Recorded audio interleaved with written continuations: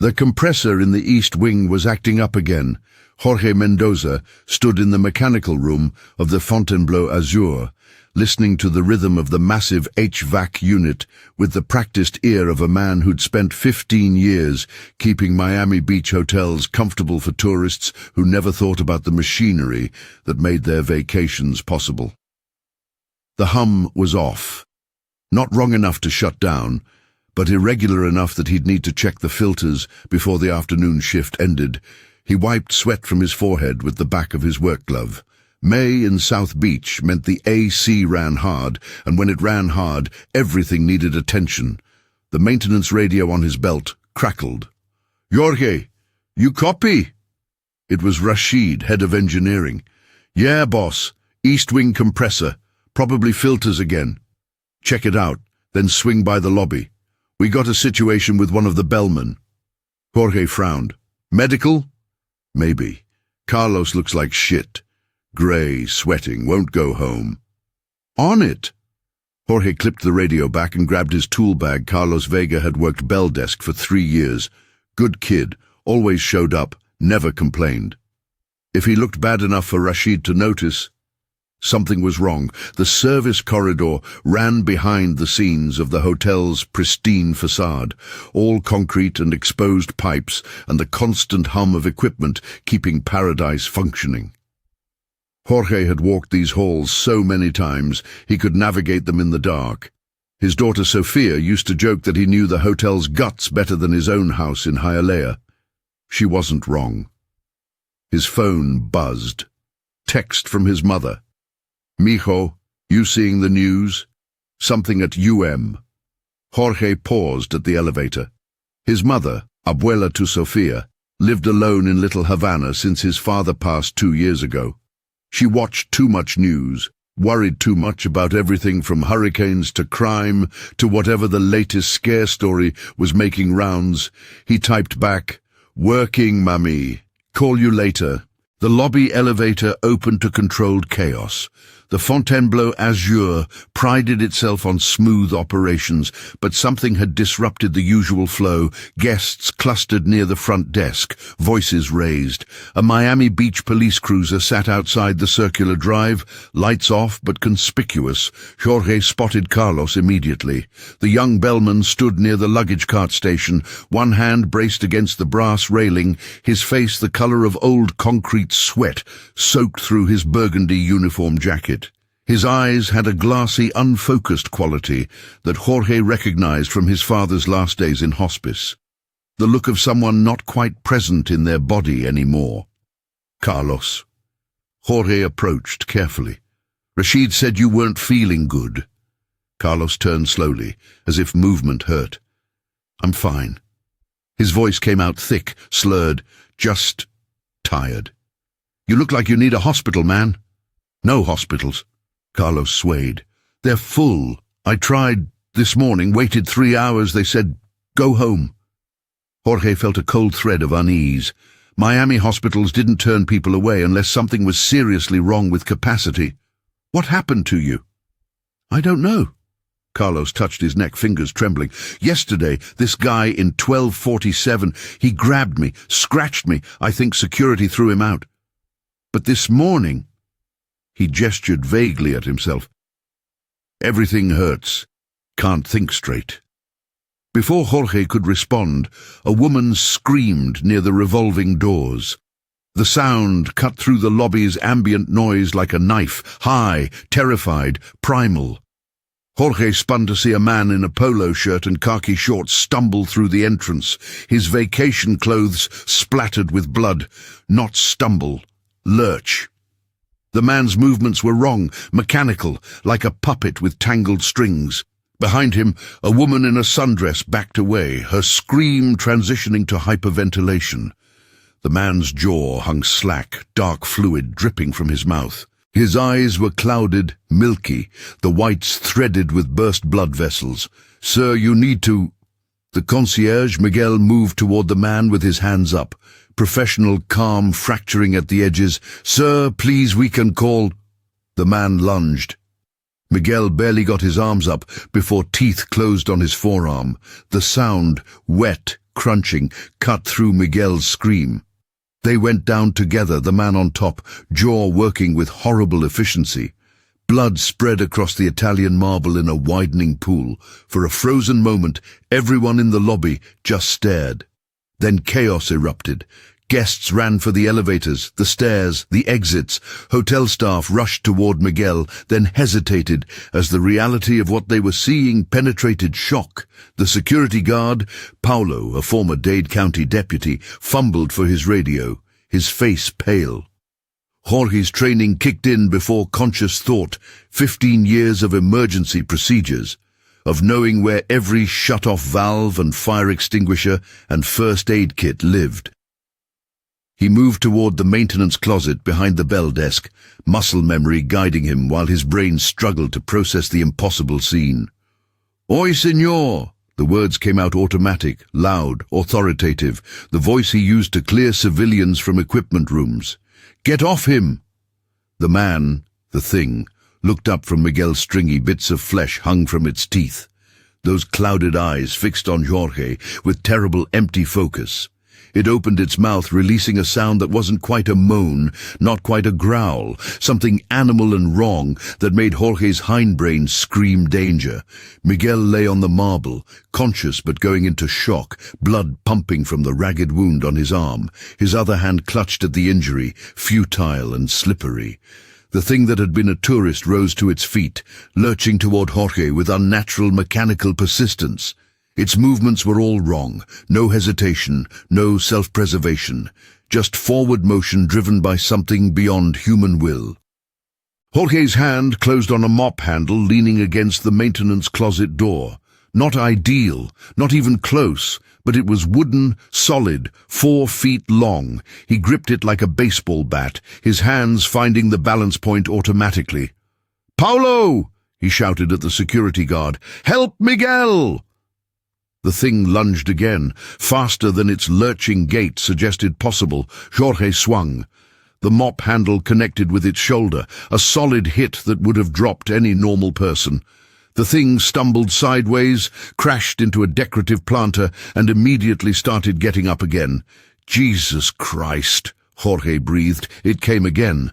Jorge swung for the head this time, a desperate home run swing powered by fear and adrenaline, wood connected with skull, with a sound like a hammer hitting a watermelon. The thing dropped, twitched once, and went still. Jorge stood there, mop handle trembling in his hands, staring at what he'd just done.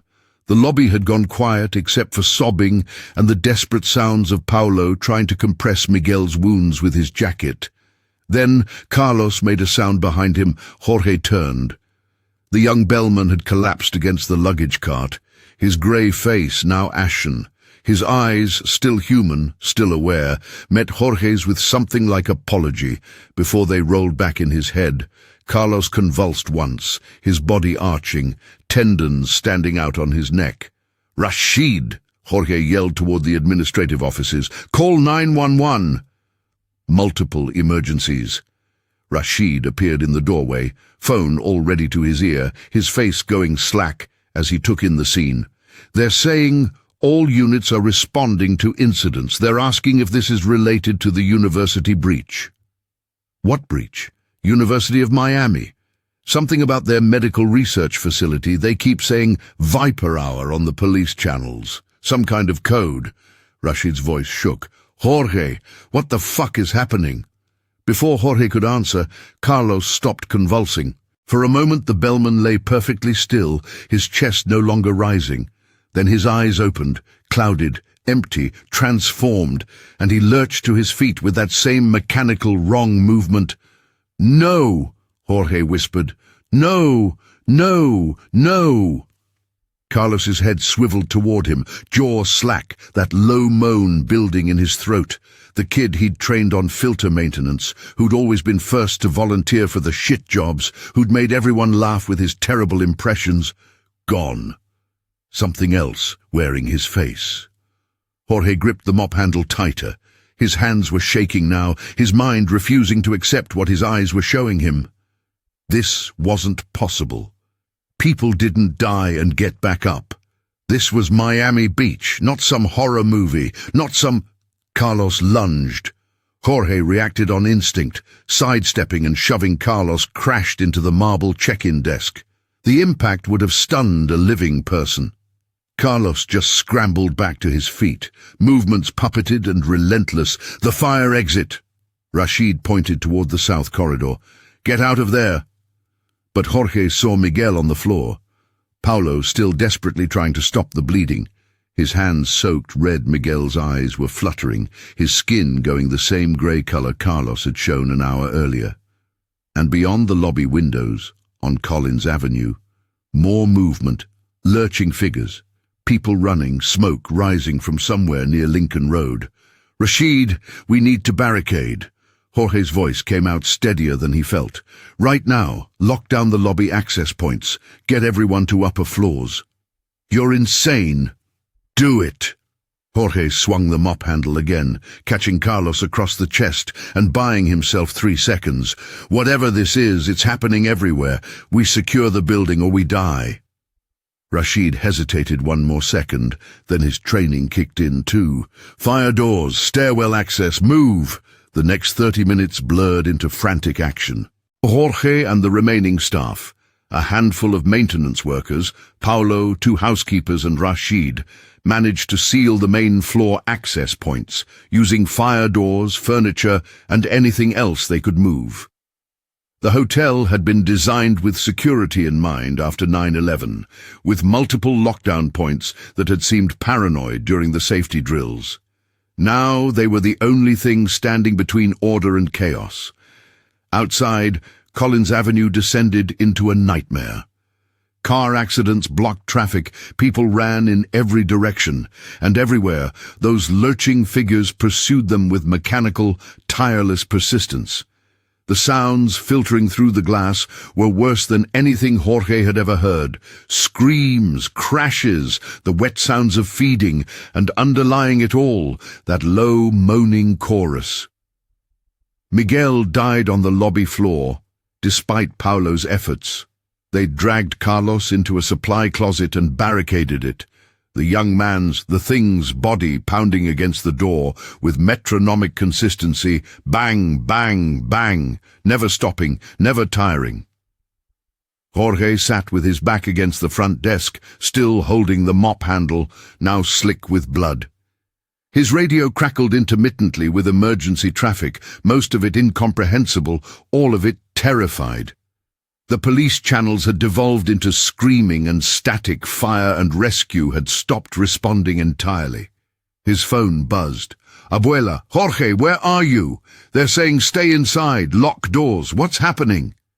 His fingers trembled as he typed, I'm at work safe, you stay inside. Don't open door for anyone. I'll come when I can.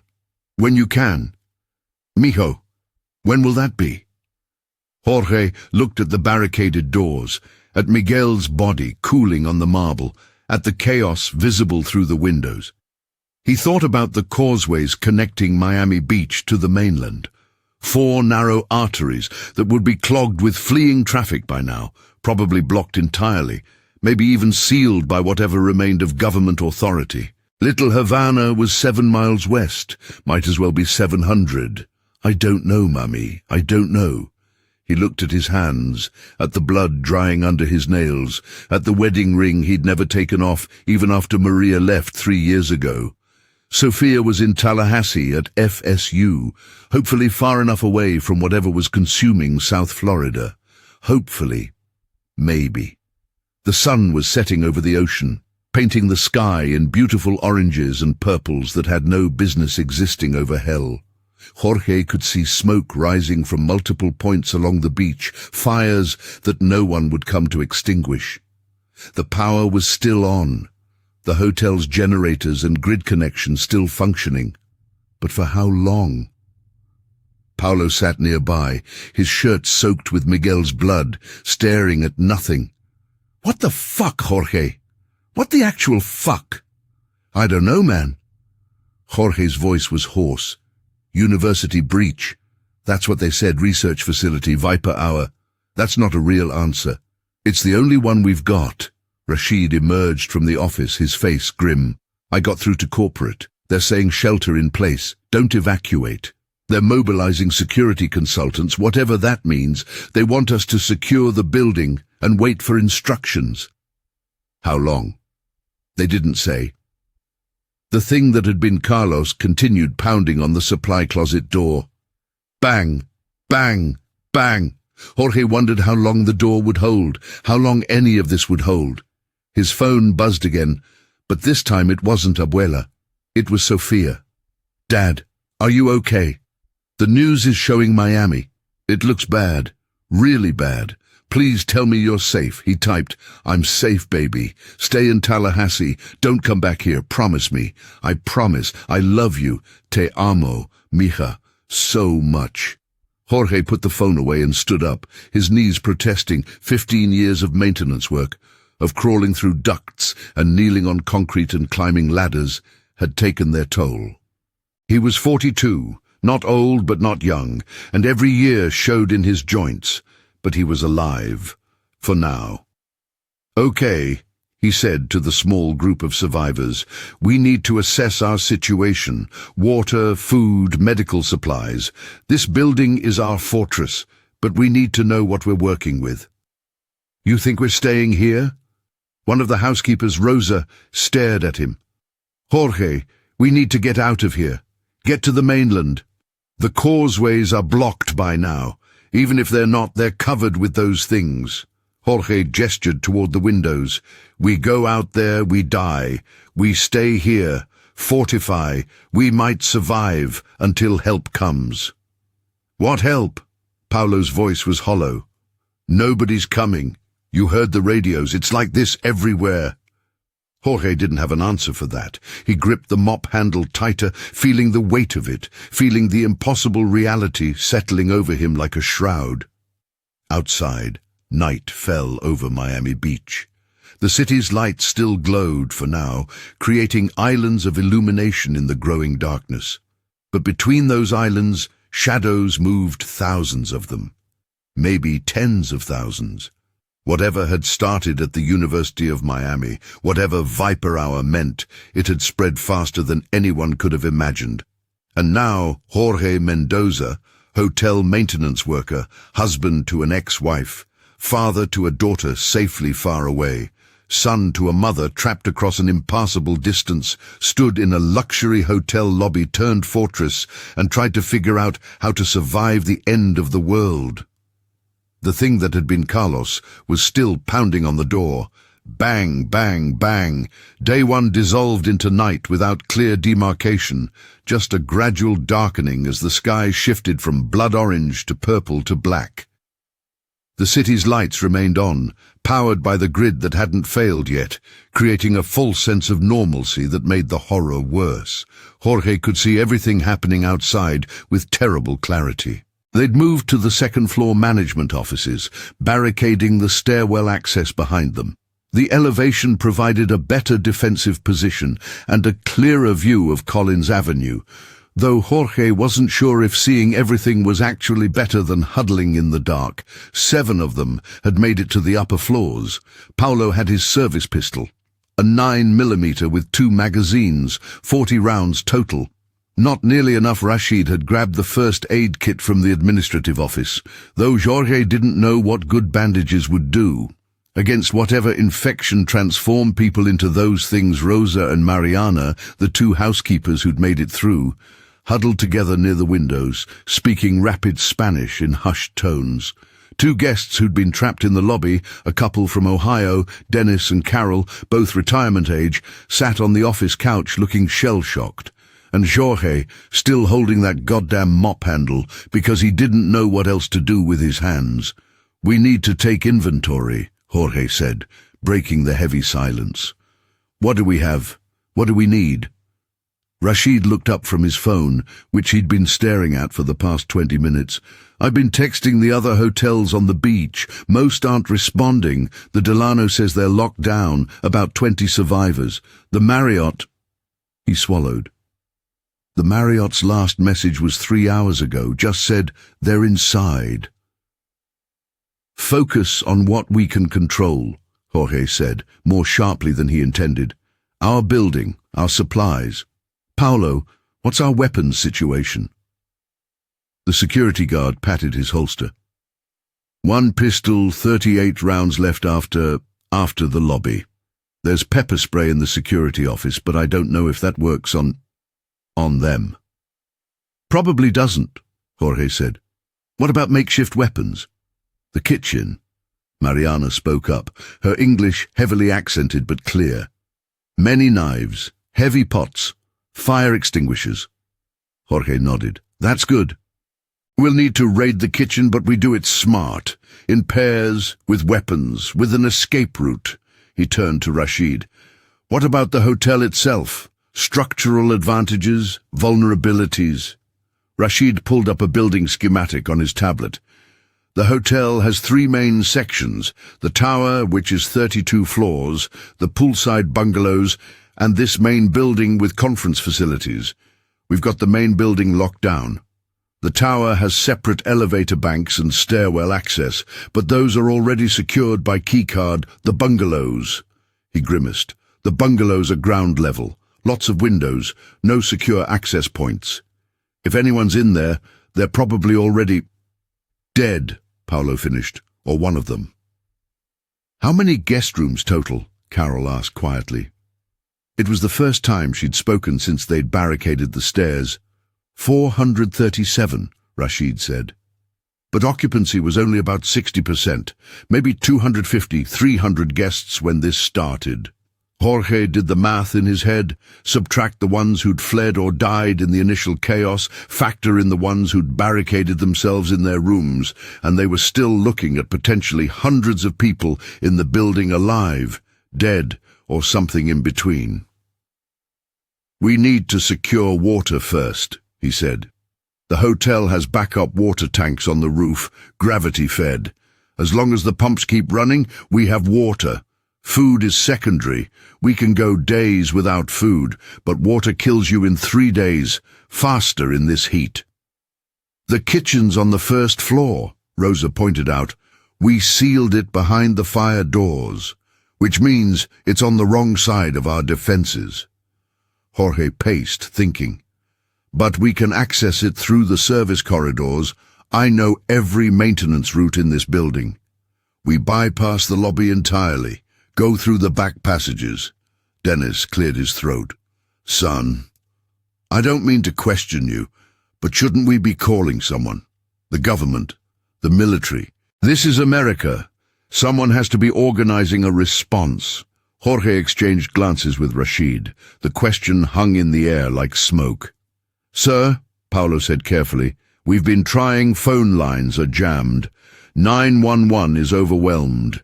The police radio traffic it's chaos. Last coherent thing we heard was the military establishing some kind of perimeter around Homestead Air Reserve Base, but that's 40 miles south.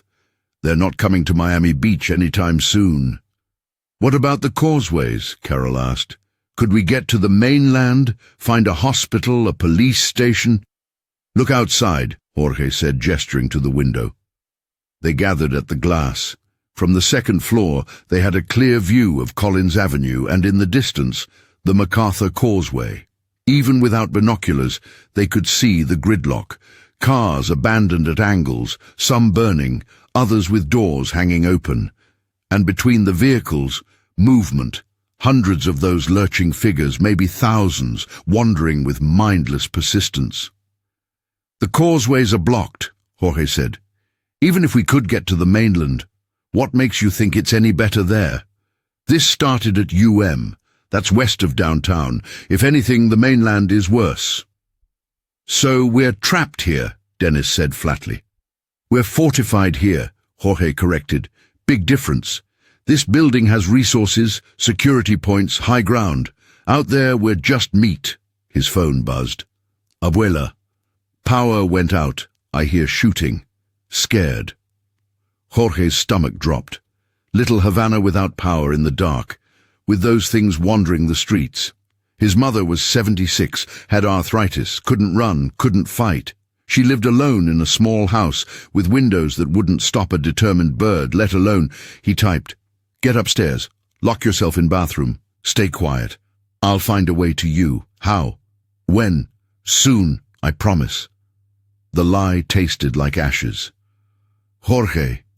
Rashid's voice was low, urgent. Look at the service alley. Jorge moved to the window overlooking the back of the building. The service alley, where delivery trucks normally parked, was filled with people. Living people, he thought at first, until he saw their movements, dozens of them, maybe 50, all converging on the loading dock door. Some wore hotel uniforms, others were in business casual, resort wear, swimsuits. All showed that same grey pallor, that same mechanical lurching motion.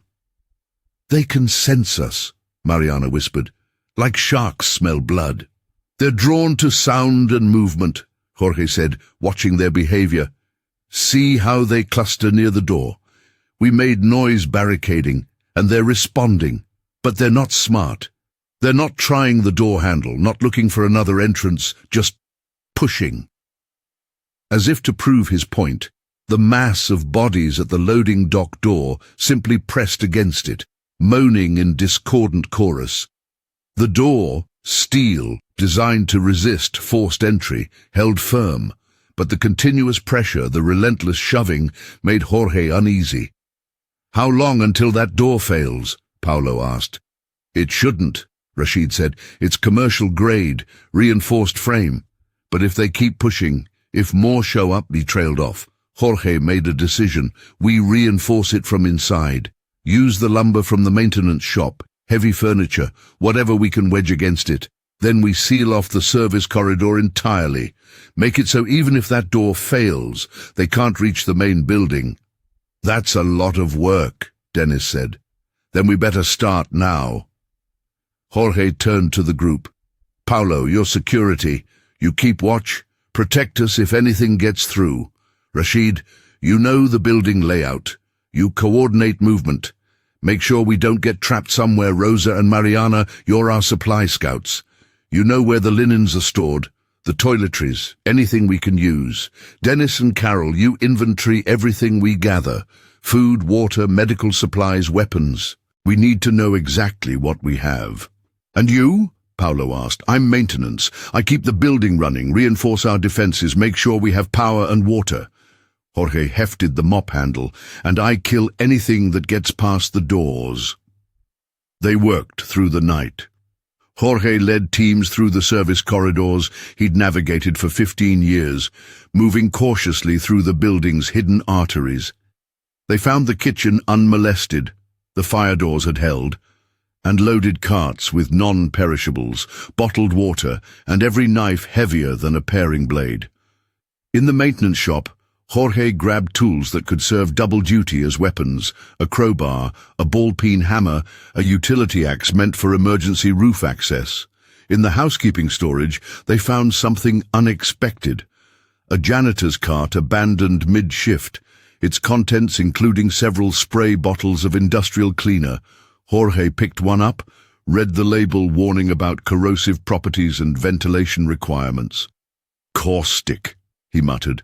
Concentrated alkali solution. This stuff'll burn skin off. Would it work on them? Rosa asked. Jorge thought about the loading dock, about that mass of bodies pressing against the door. Maybe. Blind them at least. Better than nothing. They took 6 bottles. By dawn, grey, overcast, the usual morning thunderstorms building over the Atlantic, they'd established a defensible perimeter on the 2nd floor.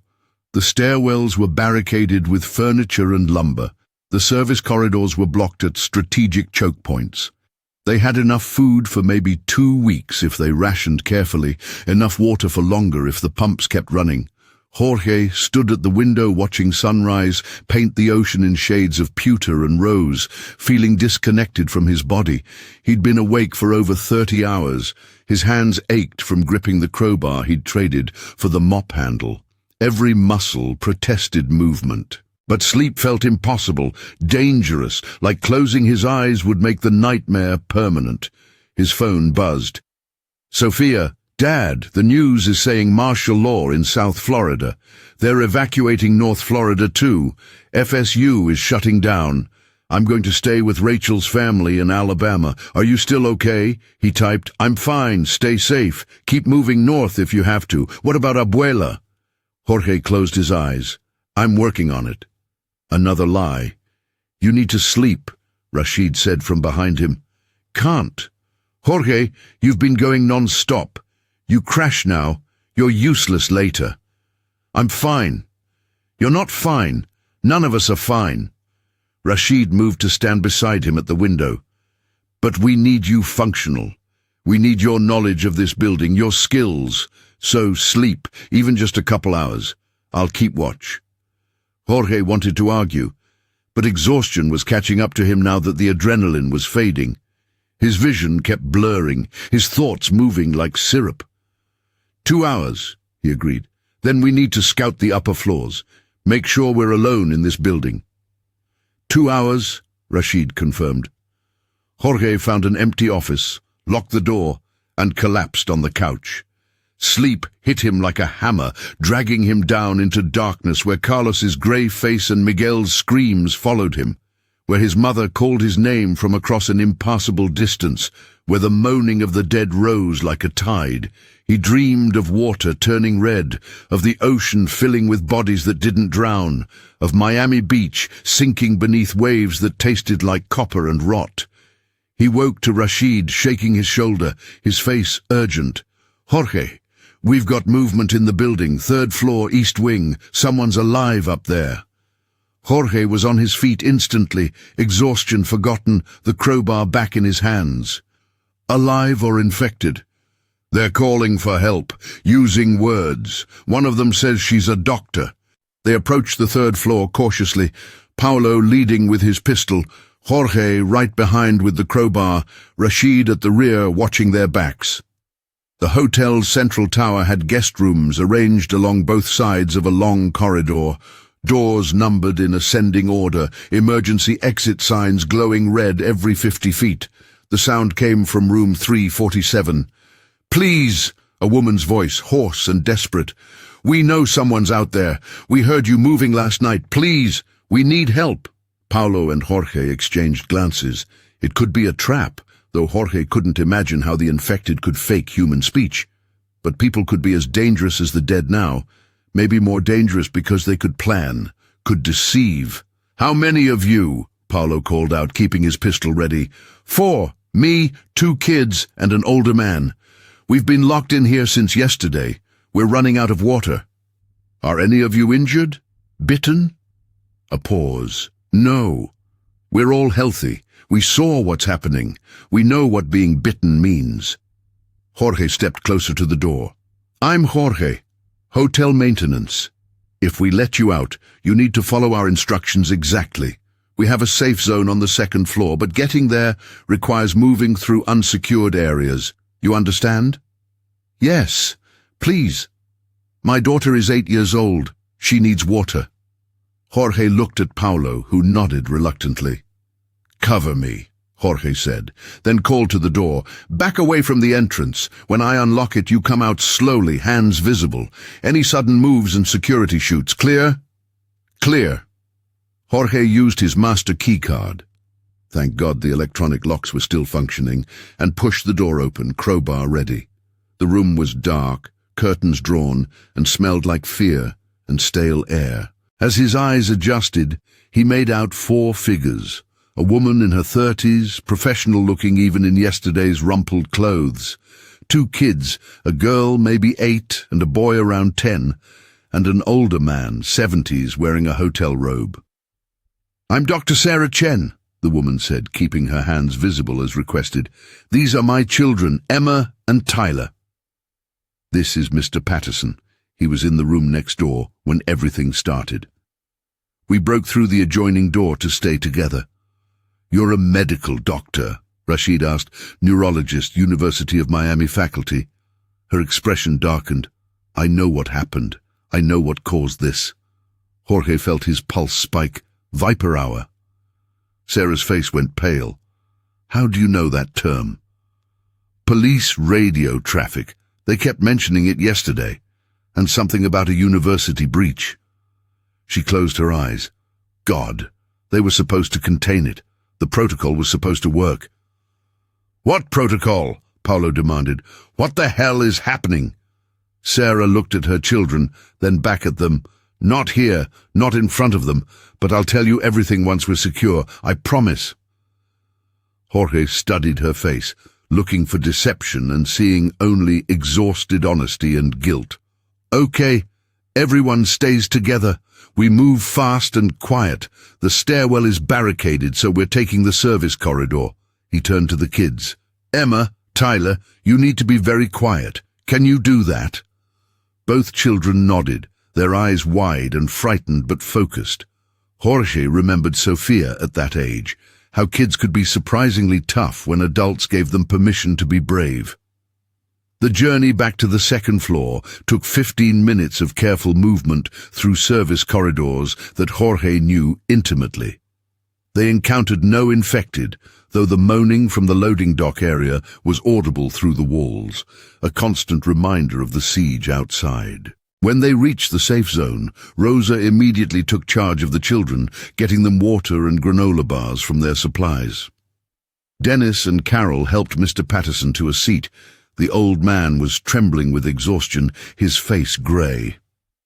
"He needs rest," Sarah said, checking his pulse. "He has a heart condition, and the stress—" "We'll take care of him," Carol assured her. "I'm a retired nurse." Sarah nodded gratefully, then turned to Jorge, Rashid and Paolo. "You want to know what happened? What this is?" "Yes," Jorge said simply. She sat down heavily in an office chair. Viper Hour was the internal code name for a containment protocol at UM's biomedical research facility. We were studying viral neurotropism, how certain viruses target nerve tissue. Specifically, we were looking at a modified rabies variant that could be used for gene therapy to treat neurodegenerative diseases. "Rabies," Paolo breathed. "Jesus Christ." "Modified rabies," Sarah emphasized. "Heavily attenuated, or so we thought. The virus was supposed to be incapable of replication outside controlled conditions, but someone," her voice cracked, "someone made modifications to the viral genome without proper approval, enhancement modifications, making it more transmissible, more aggressive, shortening the incubation period." "Why would anyone do that?" Rashid asked. "Prestige, publication, grants. Academic careers are built on breakthroughs, and someone thought they could leapfrog the competition by creating a more effective viral vector." Sarah's hands were shaking. 2 days ago there was a breach. An infected lab rat escaped its containment. By the time they found it, it had bitten one of the graduate students. The student showed symptoms within 6 hours. Aggression, photophobia, hypersalivation. Classic rabies presentation, but accelerated beyond anything natural. "And they couldn't contain it," Jorge said. "They tried. Viper Hour protocol involved locking down the facility, administering post-exposure prophylaxis to everyone who'd had contact, quarantining the infected, but the modified virus was too aggressive. It overwhelmed the immune response faster than the treatment could work, and the incubation period was so short that people who seemed healthy were already infected, already contagious." "How is it transmitted?" Paolo asked. "Primarily through saliva and blood, same as natural rabies. Bites are the most efficient transmission vector, but unlike natural rabies, which has an incubation period of days or weeks, this variant can progress from infection to symptoms in as little as 4 to 8 hours, depending on the location and severity of the bite." Jorge thought about Carlos scratching at his neck, complaining about the guest in 1247 who'd grabbed him. "Yesterday morning. Symptoms by afternoon. Dead by evening. Reanimated moments later, and once they're infected," he said, "they die and then get back up." Sarah nodded. "The virus targets the brainstem, particularly the areas controlling basic motor functions and aggressive responses. It essentially hijacks the autonomic nervous system while shutting down higher cognitive functions.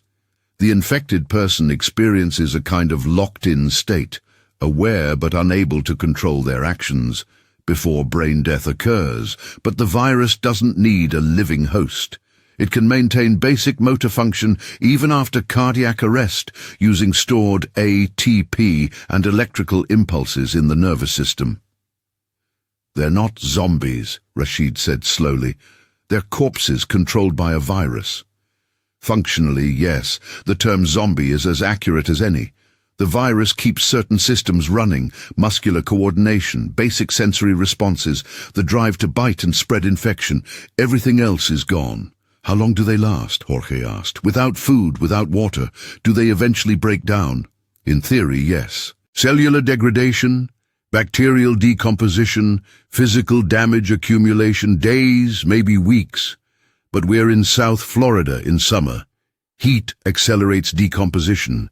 If they don't find shelter, the sun alone will eventually—" She stopped, shuddering. "I'm talking about corpses walking around, about people I worked with, people I knew. This is insane." "It's reality now," Paulo said harshly. "The question is, can it be stopped? Vaccine, cure, something?" "Not without a functioning research facility, which certainly isn't anymore. And even if we had the facilities, developing a vaccine takes months, years. This virus—" She shook her head. "It's too effective, too aggressive. It was designed to breach neural defenses, to evade immune responses. That's what makes it so good for gene therapy and so catastrophic as a bioweapon." "Is that what this was?" Rashid asked. "A bioweapon?" "No, just hubris." Sarah's voice was bitter. "A researcher who thought rules didn't apply to them, that safety protocols were obstacles to genius, and now—" She gestured vaguely at the world outside the windows. Jorge stood and walked to the glass. Below, Collins Avenue was motionless, except for the wandering infected. The morning sun beat down on abandoned cars, on bodies that would never be collected, on a city that had become a graveyard in less than 48 hours. His phone buzzed. "Abuela." "Jorge. I hear them in the house next door, the Ramirez family. I hear screaming and then nothing. I'm scared." He felt his chest constrict. Little Havana was falling just like the beach, street by street, house by house. His mother was alone in the dark, with those things getting closer every hour. He typed, "Stay quiet, stay hidden. I'm going to find a way to get to you. I promise." He'd stopped counting how many times he'd made that promise, how many lies he'd told. "Jorge." Sarah had come to stand beside him. "You have family on the mainland?" "My mother, little Havana. The causeways are blocked, I know." He turned to face her. "But there has to be a way. A boat, maybe. Something."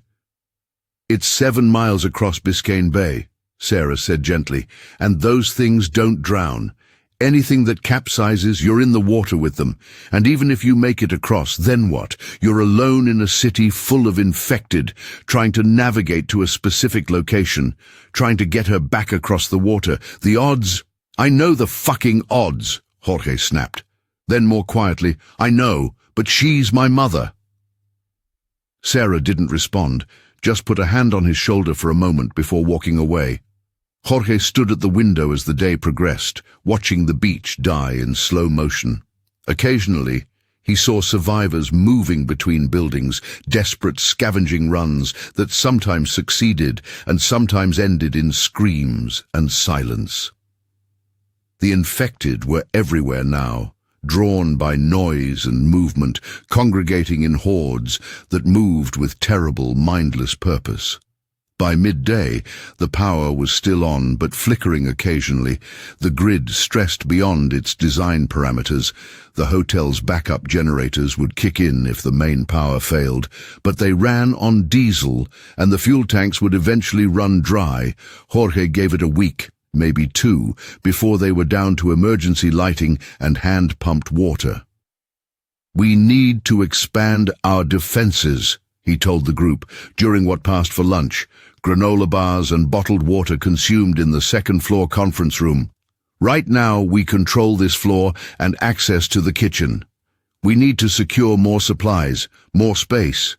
The hotel has over 400 rooms. Some of them will have food, water, medicine. We need to systematically clear and scavenge. Clear them of what? Dennis asked. Are you talking about going room to room, opening doors without knowing what's inside? I'm talking about survival, Jorge said. What we have now won't last 2 weeks. We either expand our resource base or we starve. He's right, Sarah said. We also need to assess how many infected are actually in the building. The hotel had maybe 300 guests and staff when this started. Most fled or died in the initial chaos. But some will have barricaded themselves in rooms, gotten infected, and now they're locked in there with no way out. Meaning they're contained, Carol said. Why poke that hornet's nest? Because eventually those locks fail, Jorge said. Electronic systems break down, doors warp in the heat, and suddenly we have infected roaming the hallways. Better to deal with them now, on our terms. The discussion continued for another hour, cautious consensus forming around Jorge's plan. They'd clear the 3rd floor methodically, room by room, 2-person teams with weapons and walkie-talkies, retreat protocol established. Any infected would be eliminated. Any survivors would be brought to the safe zone. All supplies would be catalogued and stored. It was a good plan. Practical, careful, designed to minimize risk while maximizing resources. Jorge just wished he believed it would be enough. They started the clearing operation the next morning, day 3 by Jorge's count, though time was starting to blur. Paulo and Jorge formed the primary entry team with Rashid on support and Sarah providing medical backup. The others maintained the safe zone and monitored the building's perimeter. Room 301 empty. Luggage still packed, bed made.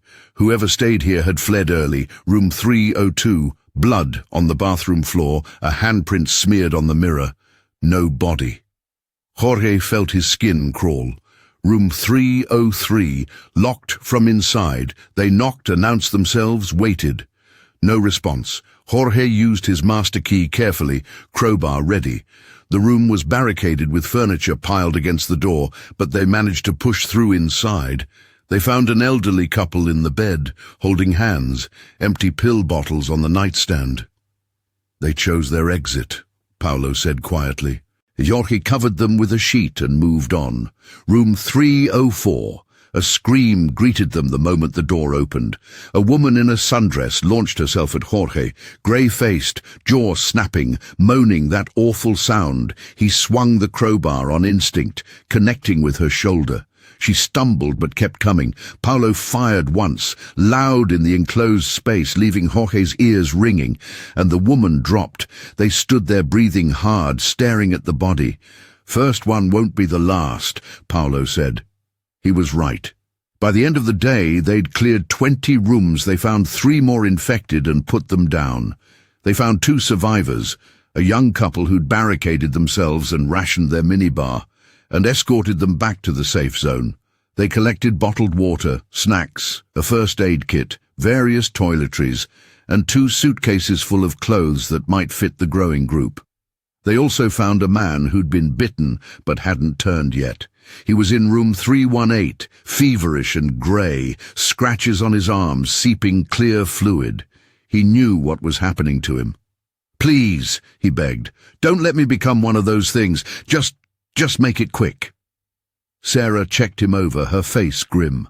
"The fever is spiking. You've got maybe an hour, 2 tops before—" "I know."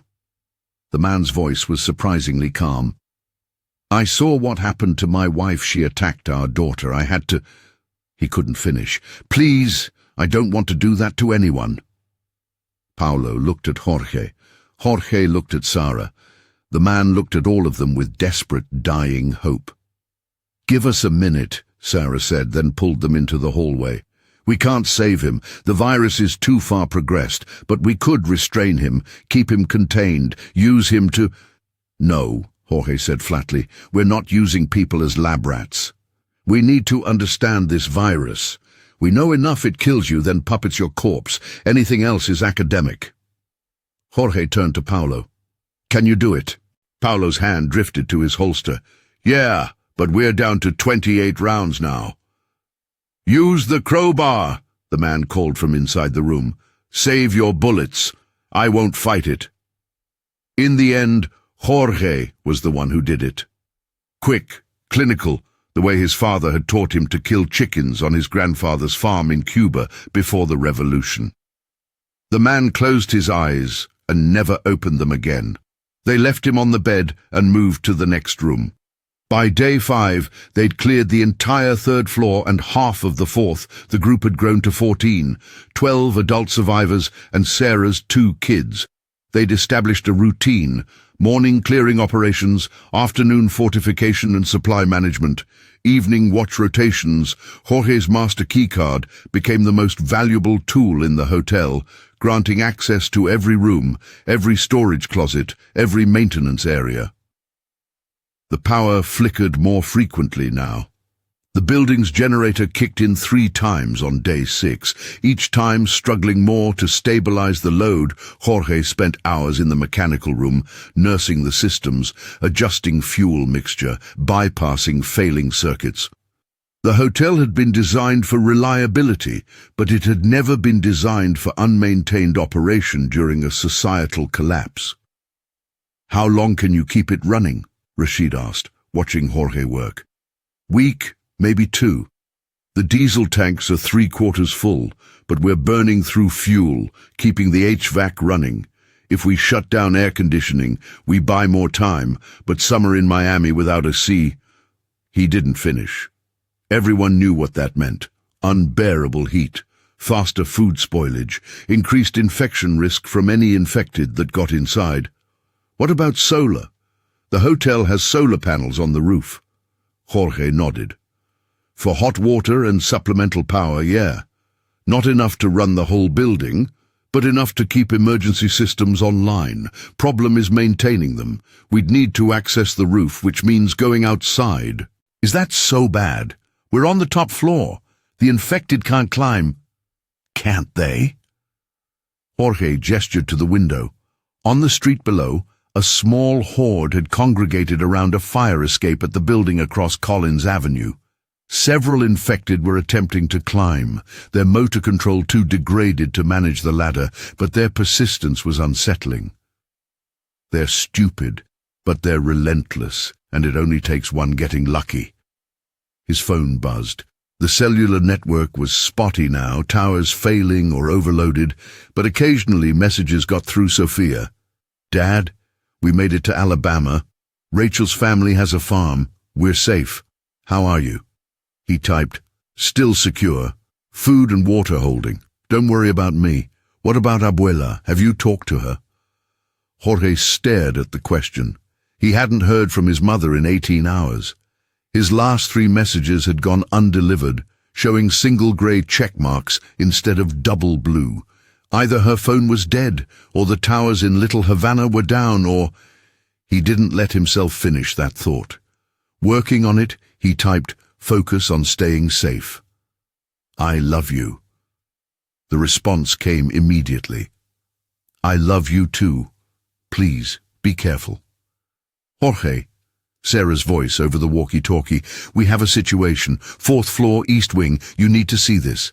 He found her standing in the hallway outside room 447, her face pale. Through the open door, he could see why. The room had become a nest. That was the only word for it. 6 infected, all wearing hotel staff uniforms, had somehow gotten trapped inside together. They'd stopped moving, stopped hunting, just clustered together in a corner like animals seeking warmth. Their bodies showed advanced decay, skin sloughing off, eyes sunken, movement slow and torpid. They're shutting down, Sarah said quietly. The virus is efficient at maintaining motor function, but it can't stop decomposition. Heat, dehydration, cellular breakdown. These ones have been locked in here for days, without water, without shade. They're essentially mummifying. Are they dead? Functionally, yes. But watch. She picked up a piece of broken furniture and tossed it into the room. It clattered near the cluster of infected. Every head turned toward the sound, their clouded eyes focused, or tried to, on the new stimulus. One of them lurched to its feet, took 3 steps, then collapsed. It didn't get back up. They're still responsive to stimuli, but their systems are failing.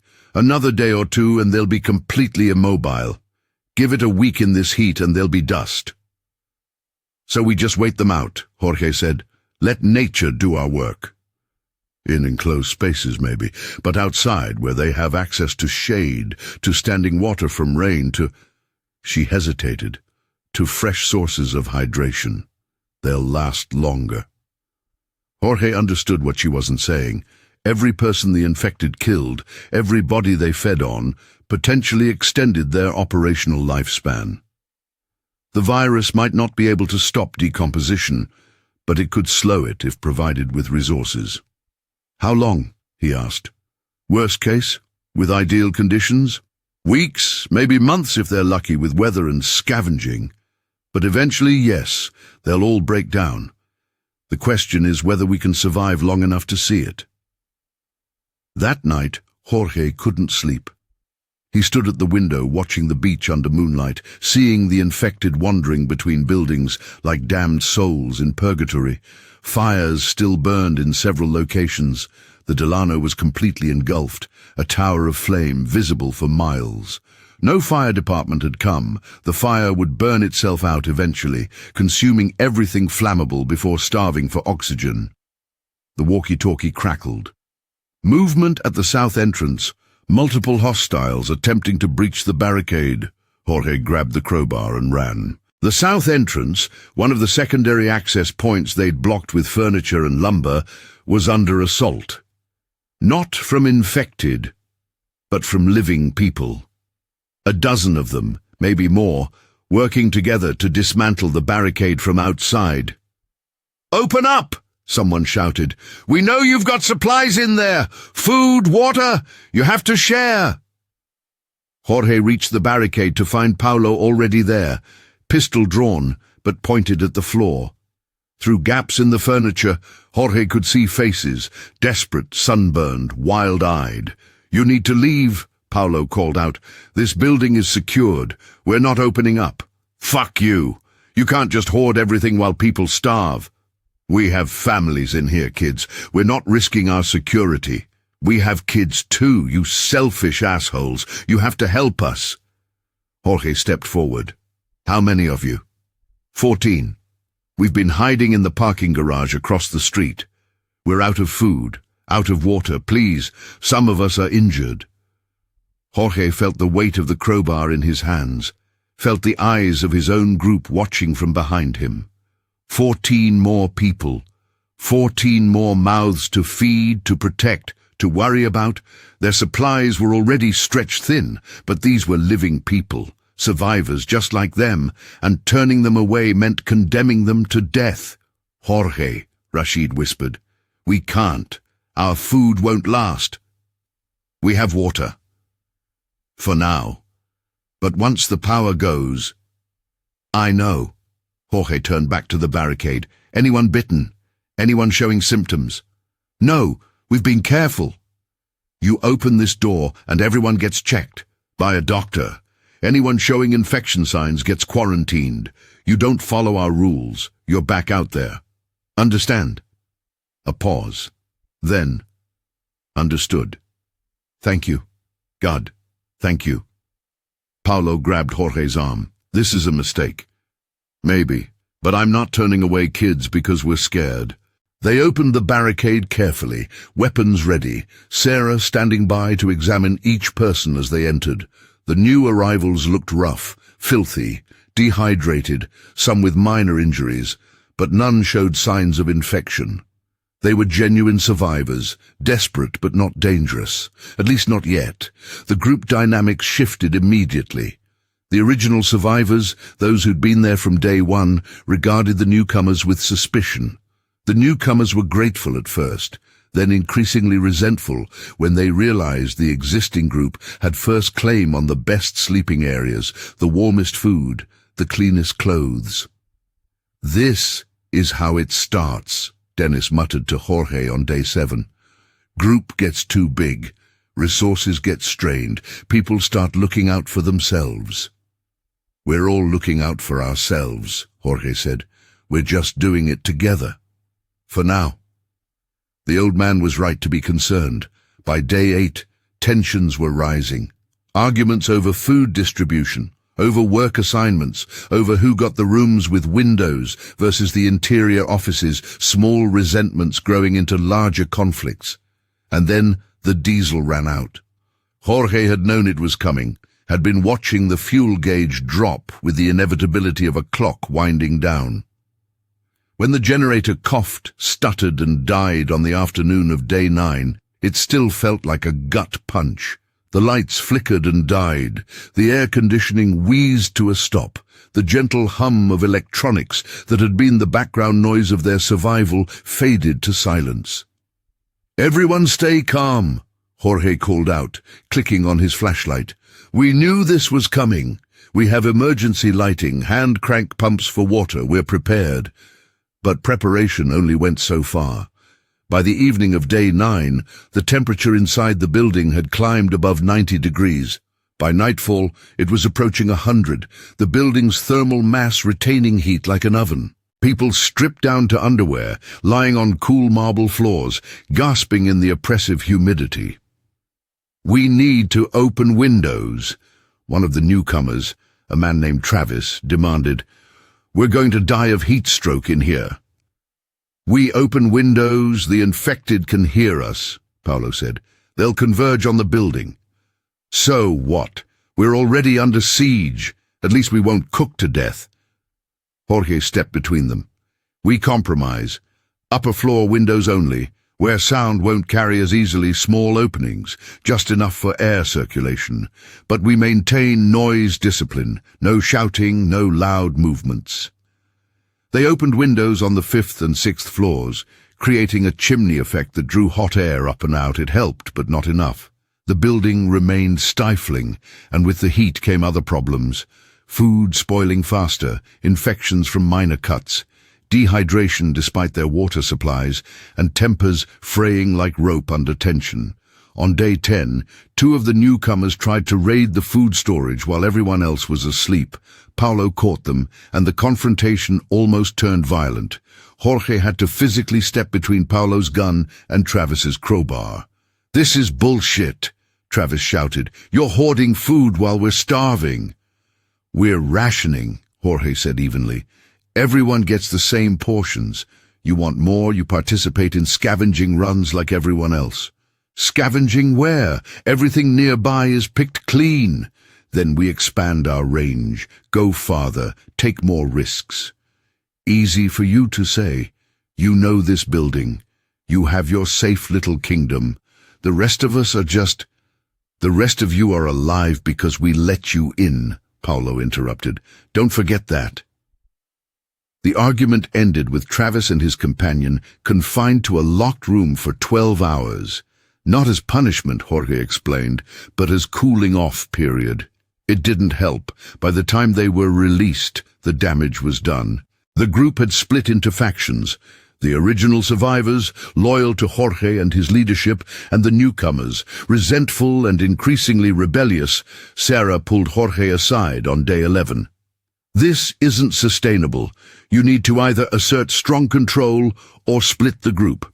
"Split them? Send people away? Or let them choose to leave? Some of them don't want to be here, don't want to follow your rules. Give them supplies and let them find their own shelter.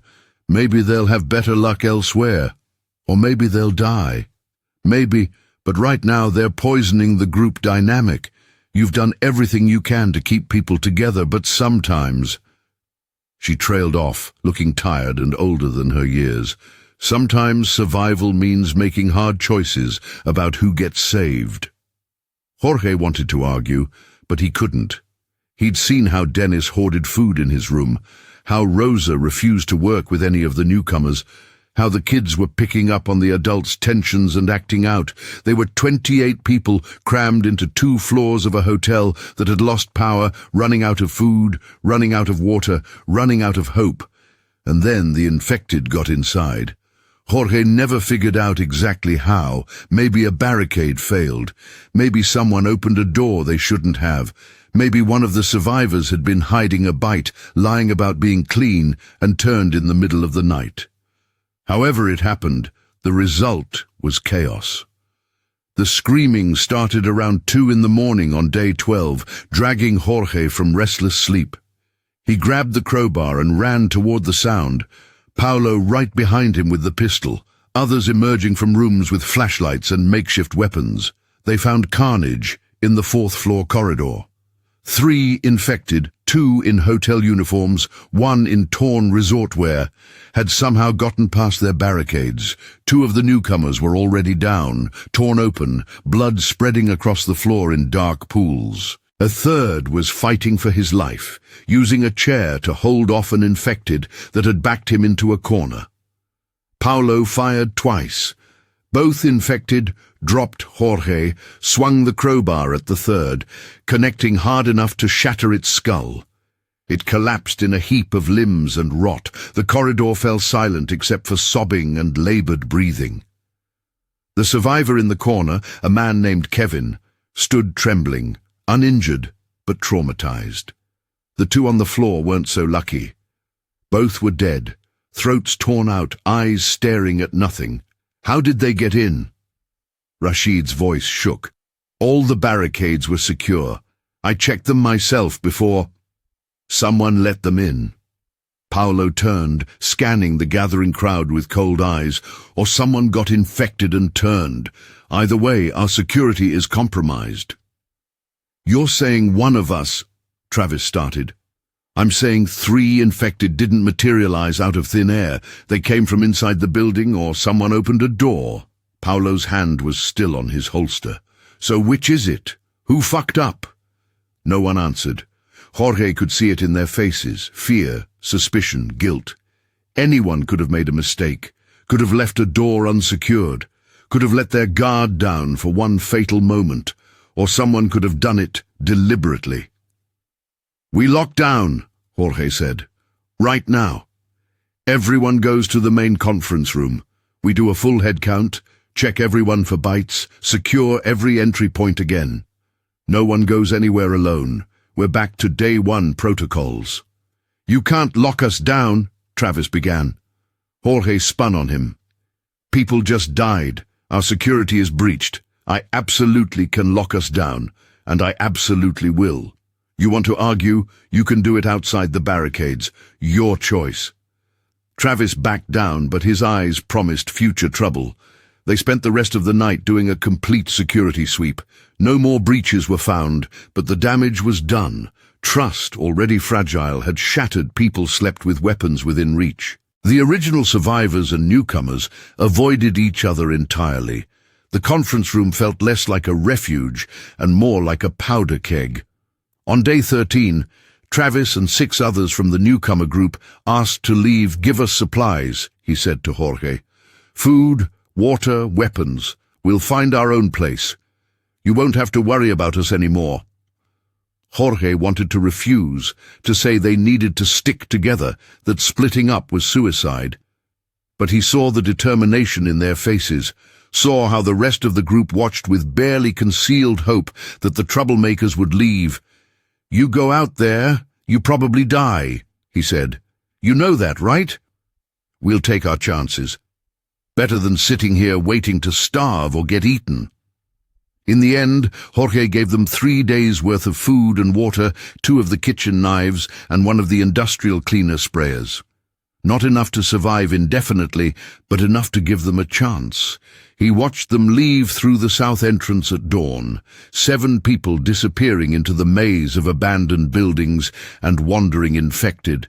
Part of him hoped they'd find shelter, form their own successful group, prove that his way wasn't the only way to survive. Most of him knew he'd never see them again. The remaining survivors, 21 now, including Sarah's kids, regrouped in the conference room. The atmosphere was different now, quieter, more focused. The troublemakers were gone. What remained were people committed to Jorge's leadership, to the rules and routines that had kept them alive this far, but their supplies were dwindling. By day 15, they were down to 1 week of food, if they maintained strict rationing. Water was lasting longer thanks to the hand pumps Jorge had rigged to the rooftop tanks, but even those wouldn't last forever. "We need to scavenge farther," Rashid said during their daily planning meeting. "The immediate area is picked clean, but there's a Publix 3 blocks south. If we can get there, 3 blocks through infected territory," Paulo interrupted. "That's not a scavenging run, that's a suicide mission." "Then we die here slowly," Sarah said, "because we're not making it on what we have." Jorge studied the hand-drawn map they'd been updating, marking known infected concentrations, safe routes, potential resource sites. The Publix was visible from the hotel, a low, sprawling building that showed no signs of fire or major damage. If it was anything like the kitchen here, it might still have substantial supplies in the stockrooms and freezers. But getting there meant crossing 3 blocks of open street, meant moving slowly enough to avoid attracting attention, but fast enough to make the trip worthwhile, meant risking lives for the possibility of food. "I'll go," Jorge said. "Me, Paulo, and 2 others. Fast in, fast out. The rest maintain the safe zone." "I'm coming," Sarah said. "If someone gets injured, you need a doctor. Your kids will be safer here with Carol and Rosa than out there with no medical support." Jorge couldn't argue with that.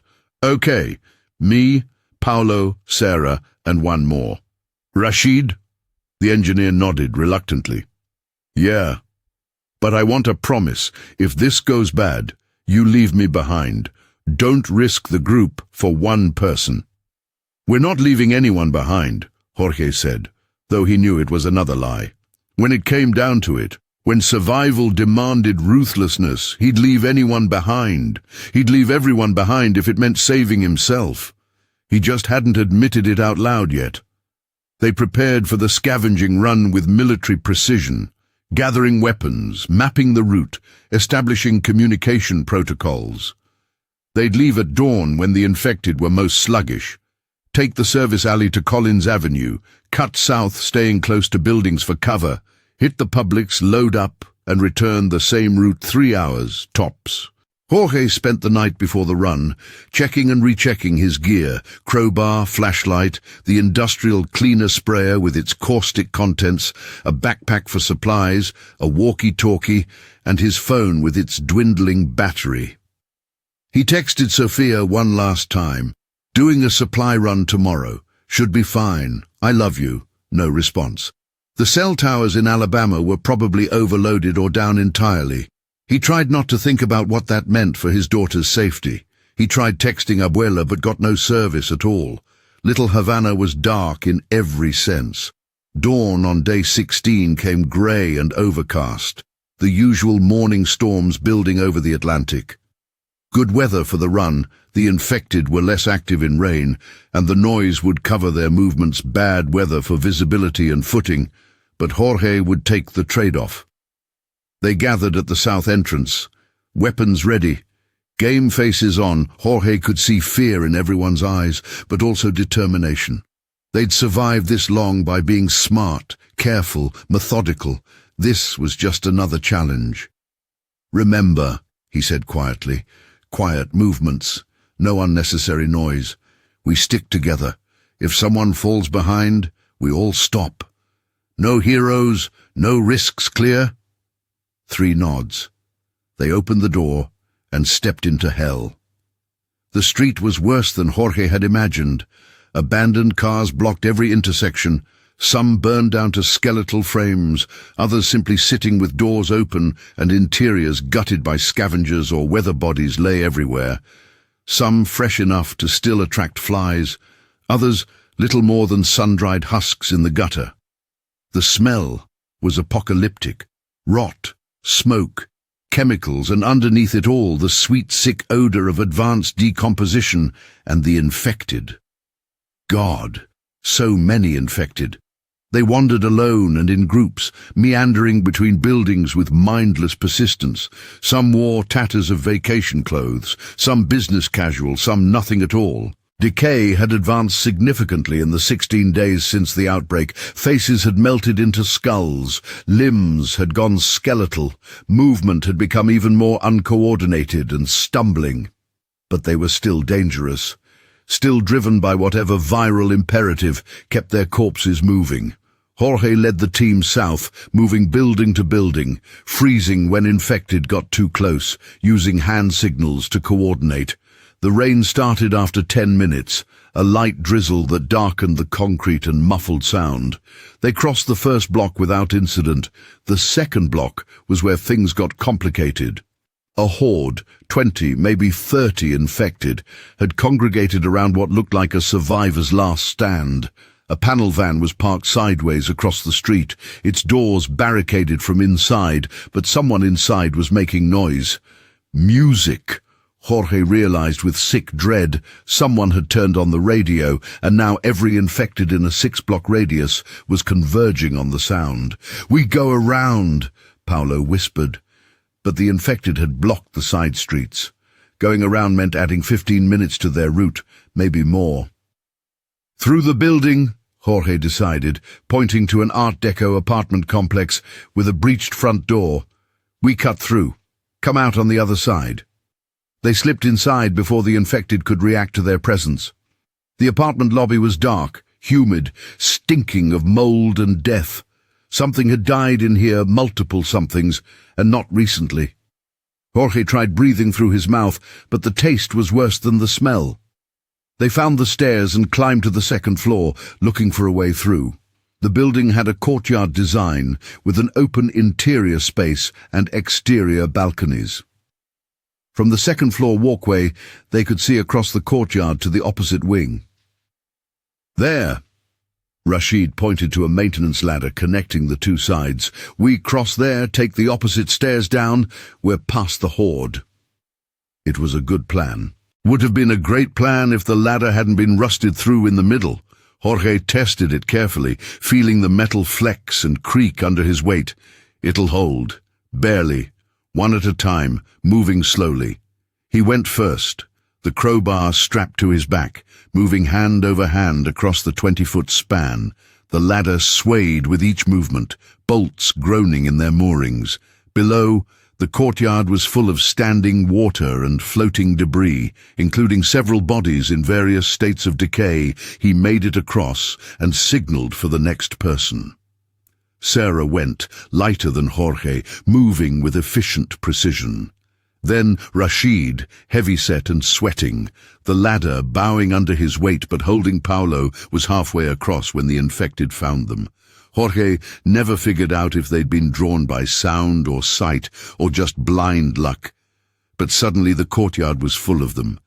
Dozens poured through the ground-floor doors, moaning that terrible chorus, hands reaching upward toward the dangling team. "Move!" Jorge yelled, abandoning stealth. "Paulo, move!" The security guard scrambled, the ladder swaying wildly now. One of the bolts popped free. The ladder tilted 15 degrees, 30, Paulo clinging desperately as metal shrieked against stone. Jorge lunged forward, grabbing Paulo's wrist just as the ladder gave way entirely. The two men hung there for a heart-stopping moment, Jorge's shoulder screaming.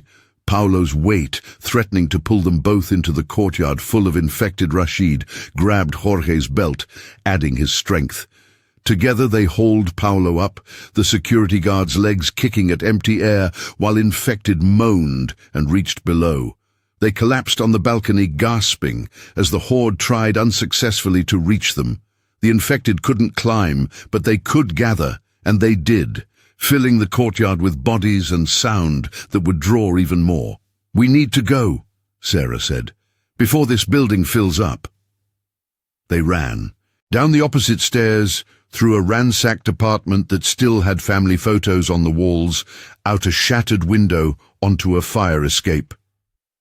The metal was sun-heated, almost too hot to touch, but they descended anyway, jumping the last 6 feet to the alley below. The Publix was 1 block away. They covered the distance in a sprint, infected lurching after them, but too slow to catch up.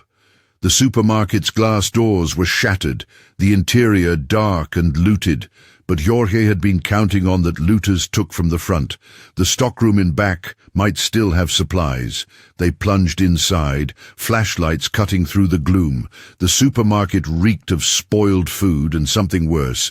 That by-now familiar smell of death checkout lanes were overturned. Shelves were gutted. Produce had rotted into black slime. But in the back, past the swinging doors marked "Employees Only," they found treasure. The stockroom was intact. Pallets of canned goods, bottled water, dry goods, all shrink-wrapped and labelled. Enough food to feed 21 people for weeks, maybe a month if they rationed carefully. "Holy shit," Rashid breathed. "Load up," Jorge ordered. "Everything we can carry. Prioritize calorie density and shelf stability. Move fast." They filled their backpacks with canned vegetables, beans, tuna, packages of rice and pasta. Sarah grabbed medical supplies from the pharmacy stockroom: antibiotics, bandages, pain medication. Polo found a case of emergency water pouches designed for disasters. Jorge was loading his third bag when he heard it. Movement in the front of the store. Not the mindless shuffling of infected. Something smarter, something deliberate. "We're not alone," he whispered. They froze, listening. Footsteps. Multiple sets, coming closer. "Hello?" A male voice, cautious but human. "Is someone back there?" Jorge made a split-second decision. "We're friendly, we're just scavenging. We don't want trouble." A pause. Then 3 figures emerged from the gloom, 2 men and a woman, all armed with makeshift weapons, all looking as desperate as Jorge felt. "This is our territory," the first man said. He was 30s, Hispanic, scarred and muscular. "We've been watching this place for a week." "We didn't know," Jorge said carefully. "We're from the Fontainebleau. We're running out of food. We'll trade." "Trade what? Everyone's broke now. Money doesn't mean shit." "Information, safety protocols, medical knowledge. We have a doctor." The man's eyes narrowed. "A real doctor?" "Neurologist. She knows about the virus, how it works, how to survive it." The 3 newcomers exchanged glances. Then the man lowered his weapon slightly. "I'm Diego. This is Marcus and Elena. We're based out of the Ritz-Carlton, 4 blocks north. We've got maybe 30 people." "Jorge, we're at 21. He gestured to his team. "This is Paulo, Sarah, Rashid." Diego studied them. "You said you have medical knowledge. One of our people is infected, hiding a bite. She's not showing symptoms yet, but it's been 3 days. Is that possible?" Sarah stepped forward. 3 days without symptoms. That's unusual. The virus typically progresses in hours. Can I see her? If you can help her, we'll split these supplies. If you're lying..."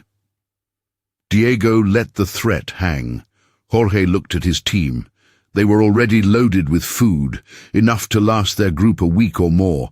But if there was a chance to forge an alliance with another survivor group, especially one as large as 30 people... "Take us to her," Sarah said. The journey to the Ritz-Carlton was tense. Diego's group moved with practiced efficiency, using routes and signals that suggested they'd been surviving on the beach. For the full 16 days they encountered infected twice, but avoided them through stealth and patience. The Ritz had been fortified into a proper fortress. The ground floor was completely sealed with welded metal barriers. The only entrance was a rope ladder dropped from the second floor, which they pulled up after everyone climbed. Inside, Jorge saw what 30 survivors could accomplish with resources and coordination. They'd established multiple security zones, organized work details, created a governance structure that actually functioned. It made Jorge's ragtag group look like amateurs. Diego led them to a converted suite where a woman lay on a bed, feverish and weak. Sarah examined her carefully, checking the healing wound on her ankle. "This isn't the virus," Sarah said after 10 minutes. "It's a regular infection from a dirty wound. Probably should be on antibiotics." She looked at Diego. "You said she was bitten 3 days ago." "By one of those things. We saw it. We've been waiting for her to turn." The virus doesn't take 3 days. If she was infected, she'd be turned by now. Sarah pulled medical supplies from her bag. I'm going to clean this wound, start her on antibiotics. She'll be fine in a few days. The relief on Diego's face was profound. Thank you. God, thank you. They spent the next hour sharing information Diego's group had organized quickly after the initial outbreak, barricading the Ritz and expanding into adjacent buildings. They'd been surviving primarily on scavenged supplies, but were facing the same resource depletion. Jorge's group was, "We should collaborate," Diego suggested. "Pool resources, share security, coordinate scavenging. Together we're over 50 people. That's enough to defend territory, to actually control a section of the beach." Jorge saw the logic, but also the risk. Merging groups meant new power dynamics, potential conflicts, the same issues he'd just dealt with when the newcomers arrived, but it also meant survival. "Let me talk to my people," he said. "We make this decision together." They returned to the Fontainebleau with their supplies plus a generous share from the public stockroom, Diego's way of building goodwill. The journey back was uneventful, the infected seemingly occupied elsewhere. Jorge called a group meeting that evening. He laid out Diego's proposal, explained the benefits and risks, and opened the floor to discussion. The debate lasted 2 hours. Some people were eager to join a larger group, others worried about maintaining their hard-won security. Sarah argued that medical collaboration was essential. Paolo worried that a larger group would mean diluted security focus. In the end, they voted, 15-6 in favor of collaboration. "We maintain our building as a separate base," Jorge stipulated. "We work with the Ritz Group, share supplies and information, but we keep our independence. If it doesn't work out, we can separate without tearing each other apart." They established regular communication with Diego's group, coordinating scavenging runs and sharing resources. The alliance proved immediately beneficial. Combined intelligence on infected movements, shared medical care, coordinated defense against the small groups of bandits that were starting to emerge from the surviving population, but it also revealed how different their approaches were. Diego ran his group like a military unit, with strict hierarchy and harsh punishment for rule violations. Jorge had always led through consensus and persuasion. The cultural clash was inevitable. It came to a head on day 22, when Diego proposed a raid on a survival camp that had been hoarding fuel. "They've got diesel, gasoline, propane," Diego explained during a joint leadership meeting. "Enough to power generators for months, but they're not sharing, won't trade. We need to take it." "Take it how?" Jorge asked carefully. "By force. We outnumber them. We hit them at night, take what we need, disappear before they can organize resistance." "That's not a raid, that's armed robbery." "It's survival. They have resources we need. We're stronger, so we take them. That's how the world works now." Jorge looked around the room, seeing his own team's discomfort mirrored on other faces. "No, we don't become bandits. We find another way." "There is no other way." Diego slammed his fist on the table.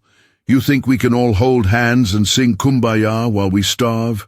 Wake up, Jorge. The old rules are dead. We make new ones." "The rules that keep us human don't die," Jorge said. "The second we start preying on other survivors, we're no better than those things outside." The alliance didn't break that night, but it fractured. Diego went ahead with his raid anyway, taking volunteers from both groups, including 3 of Jorge's people, who decided Diego's ruthlessness was more likely to keep them alive than Jorge's principles. The raid was successful. They returned with fuel, supplies, and stories of how the other camp had barely resisted, had practically deserved to be robbed for being so poorly defended. They also brought back a bullet wound. One of Diego's people took a round to the thigh when the raid turned violent. Sarah managed to save his leg, but the operation used most of their remaining antibiotics and medical supplies. and the guilt ate at Jorge like acid. He'd refused to participate, but his people had. He'd condemned the raid, but he'd accepted the fuel it brought back. His hands were clean by technicality, but the blood was still there, invisible and damning. On day 25, a massive horde swept through South Beach, thousands of infected, moving together like a school of fish, driven by some instinct or impulse that no one understood. They engulfed buildings, overran survivor camps, forced everyone into hiding. The horde passed by the Fontainebleau like a wave breaking on a reef, flowing around the building rather than through it. Jorge watched from the 5th floor as the dead filled Collins Avenue from curb to curb, a river of corpses that took 6 hours to fully pass. When it was over, the beach's survivor population had been cut by 2/3. Diego's Ritz group lost 12 people when a wing of their building was breached. Other camps were wiped out entirely, but the horde had also cleared out many of the wandering infected, consolidating them into a single mass that was now moving south toward South Point. For the first time since the outbreak, the immediate area was relatively clear. "We need to move now," Diego said during an emergency meeting. "Secure more buildings, expand our territory while we can. This might be our only chance." For once, Jorge agreed. They spent the next week expanding and fortifying, claiming 2 apartment buildings adjacent to their hotels, establishing a 3-block defensible zone with multiple fortified positions. Combined, the alliance now controlled enough space and resources to potentially sustain themselves long-term. But it came at a cost. They'd lost people in firefights with bandits, lost others to infection when a breach allowed infected into one of the new buildings, lost still more to simple exhaustion and exposure. The group that had started at 21 was down to 14. Diego's 30 had been reduced to 18, and food was running out again. On day 30, Jorge stood in the mechanical room of the Fontainebleau, staring at the diesel generators that had been silent for weeks. The hotel's solar panels provided enough power for emergency lighting and water pumps, but not much else. The building was sweltering, supplies were dwindling, and he was running out of promises to make. His phone had died 2 weeks ago, battery finally depleted. He had no way of knowing if Sofia was safe, if Abuela was alive, if any of his messages had ever reached anyone. The walkie-talkie on his belt crackled. "Jorge, you need to come to the conference room. Now." He found the entire group assembled, their faces grim. Diego was there too, along with several of his key people.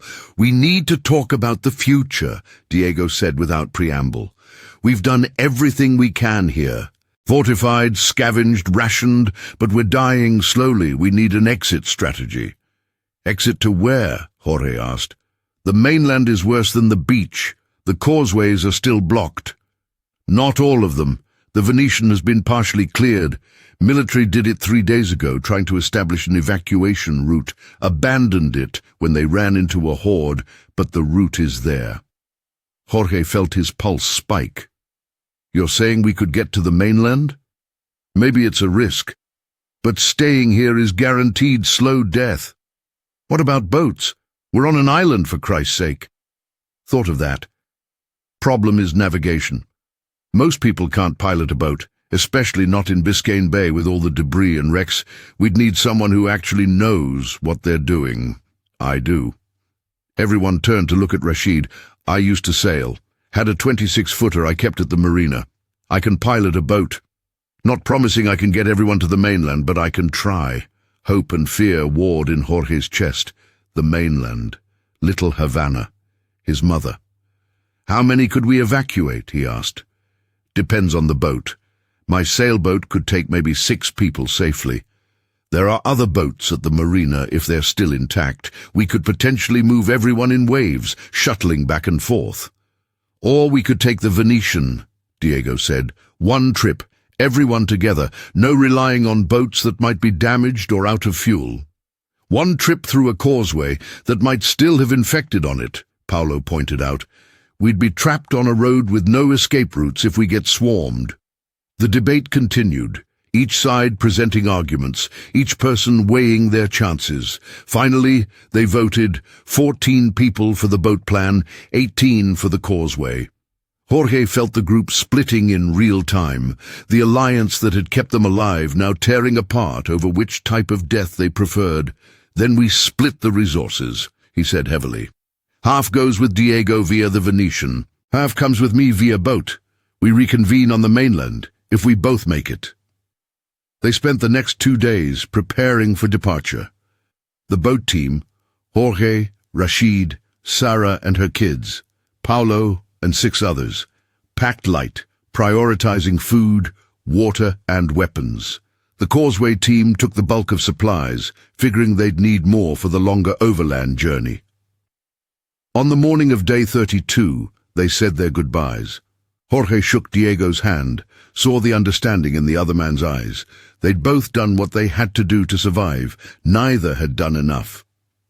Maybe we'll meet again, Diego said. Maybe on the mainland. Maybe, Jorge agreed. They never would.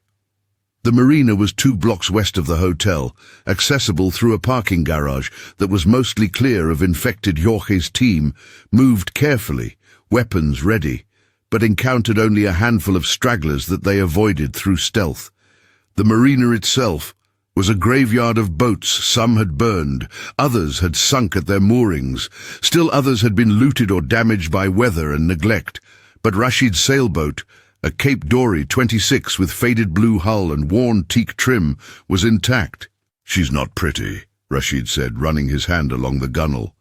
"But she's seaworthy, or was. Let me check the rigging." While Rashid inspected the boat, Jorge stood on the dock, looking west across Biscayne Bay. The mainland was 7 miles away, visible as a low smudge against the horizon. 7 miles. The distance he'd been unable to cross for 32 days. "Jorge." Sarah stood beside him. "You're thinking about your mother." "Little Havana is right there." He pointed at the barely visible skyline. 15-minute drive. Might as well be on Mars. "When we get across, I'll help you search. We'll find her." Jorge didn't answer. He'd stopped making promises, even to himself. It took 3 hours to prepare the boat. The diesel engine was dead, fuel had gelled, but the sails were intact and the wind was favorable. They loaded supplies, did a final check of the hull for leaks, and cast off at noon on day 32. Jorge had never been on a sailboat before. The motion, the way the boat rolled with each wave, the constant adjustment of the tiller, the alive feeling of canvas full of wind, was simultaneously exhilarating and terrifying. Rashid sailed with the competence of long practice, reading the wind and water like a language Jorge didn't speak. They made good progress for the first hour, Miami Beach receded behind them, the towers and hotels growing smaller, less substantial. Ahead, the mainland slowly resolved into detail. Buildings, streets, the green mass of Bayfront Park. Then they saw the bodies in the water. Dozens of them, maybe hundreds, floating face down or caught on debris, forming rafts of dead flesh that the boat had to navigate around. Some showed obvious trauma, shark bites, boat propeller strikes, evidence of drowning. Others were pristine, just floating like they'd fallen asleep, and some were moving. "Jesus Christ," Paulo breathed as an infected drifted past, arms and legs moving in a grotesque parody of swimming. Its face was bloated and purple, eyes clouded not just by virus, but by days in salt water. It turned toward the boat, mouth opening in a soundless moan. "They don't drown," Sarah said, her voice distant. "The virus doesn't need oxygen. It can maintain motor function even in water." "Then why aren't there more of them?" Rashid asked.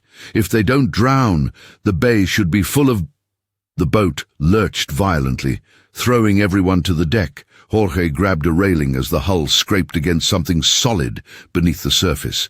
The sound was horrible, a grinding screech of fiberglass on submerged obstacle. "Rocks?" he asked. "We're in open water," Rashid said. "There shouldn't be."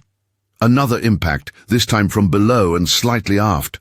The boat shuddered, then Jorge saw it.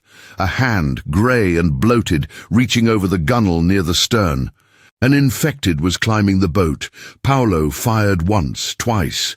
The infected's head snapped back and it fell away, sinking into the green water. But more were coming, drawn by the motion and noise, swimming up from whatever had kept them on the bottom. "How many?"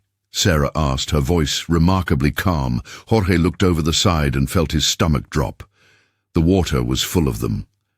Dozens, maybe 100, all converging on the boat, with that same mechanical persistence they'd shown on land arms reached up. Fingers scrabbled at the hull. The boat lurched again as something grabbed the rudder. "We need to move!" Rashid wrestled with the tiller, trying to steer away from the concentration of infected. "Help me get the mainsail adjusted." Jorge and Paulo moved to the lines, hauling and adjusting, while Sarah kept the kids away from the railings.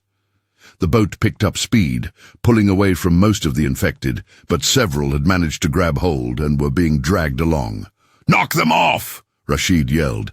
Jorge grabbed an oar and started swinging at the grasping hands, feeling bones break under the impacts. One infected had gotten its whole arm over the gunwale and was pulling itself up. Jorge brought the oar down on its skull, once, twice, a third time, until it finally let go and fell away. But more kept coming. The bay was full of them, drawn to the surface by the boat's passage, creating a wake of reaching hands and moaning faces. "We can't outrun them all." Paulo was down to his last magazine, firing carefully, making each shot count. "There's too many!" Jorge looked ahead and saw their destination, the marina on the mainland, its docks visible about a mile away. Between them and shore was a floating obstacle course of infected debris and capsized boats. "We beach it," he decided. "Find a spot with good clearance, run the boat onto shore, jump off and run like hell." "You'll wreck the boat," Rashid protested. "Better than getting pulled under out here." Rashid looked at the infected still clinging to the hull, at the dozens more converging on their position, and nodded. "Okay. Everyone hold on. This is going to be rough." He aimed the bow at a section of seawall near Museum Park, where a beach had formed from storm erosion. The boat picked up speed, wind full in the sails, cutting through the water with infected falling away from the increased motion. "Brace!" Rashid called. The boat hit sand and rocks with a sound like the world ending. Everyone went flying. Jorge hit the deck hard enough to knock the wind out of him. The mast cracked, but held. The hull ground to a stop, with half the boat on dry land. "Move!" Jorge gasped, grabbing his crowbar and his bag. "Everyone off, now!" They scrambled over the side, jumping onto wet sand and scattered rocks. Infected were already emerging from the water. Drawn by the commotion, Paulo fired 3 shots, dropping the closest ones, buying time. "Which way?" Sarah had both kids by the hands, her face determined. Jorge oriented himself. They'd landed just north of downtown, near the Frost Science Museum. Little Havana was 4 miles west. Too far to cover on foot, especially with kids, especially with infected swarming. "We find shelter first," he said. "Get off the exposed beach. Then we figure out next steps." They ran inland, into the maze of downtown Miami.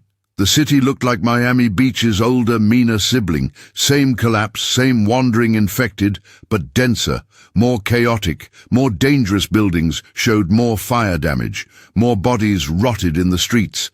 The infection had started here, on the mainland, at the university, and spread outward in concentric circles of death. They found temporary refuge in a parking garage, barricading themselves on the 3rd level, where vehicles provided cover and multiple exit routes. As the sun set over the dead city, Jorge stood at the edge, looking west toward Little Havana, toward the neighborhood where his mother might still be alive, might still be waiting, might already be dead. "We'll rest tonight," he told the group.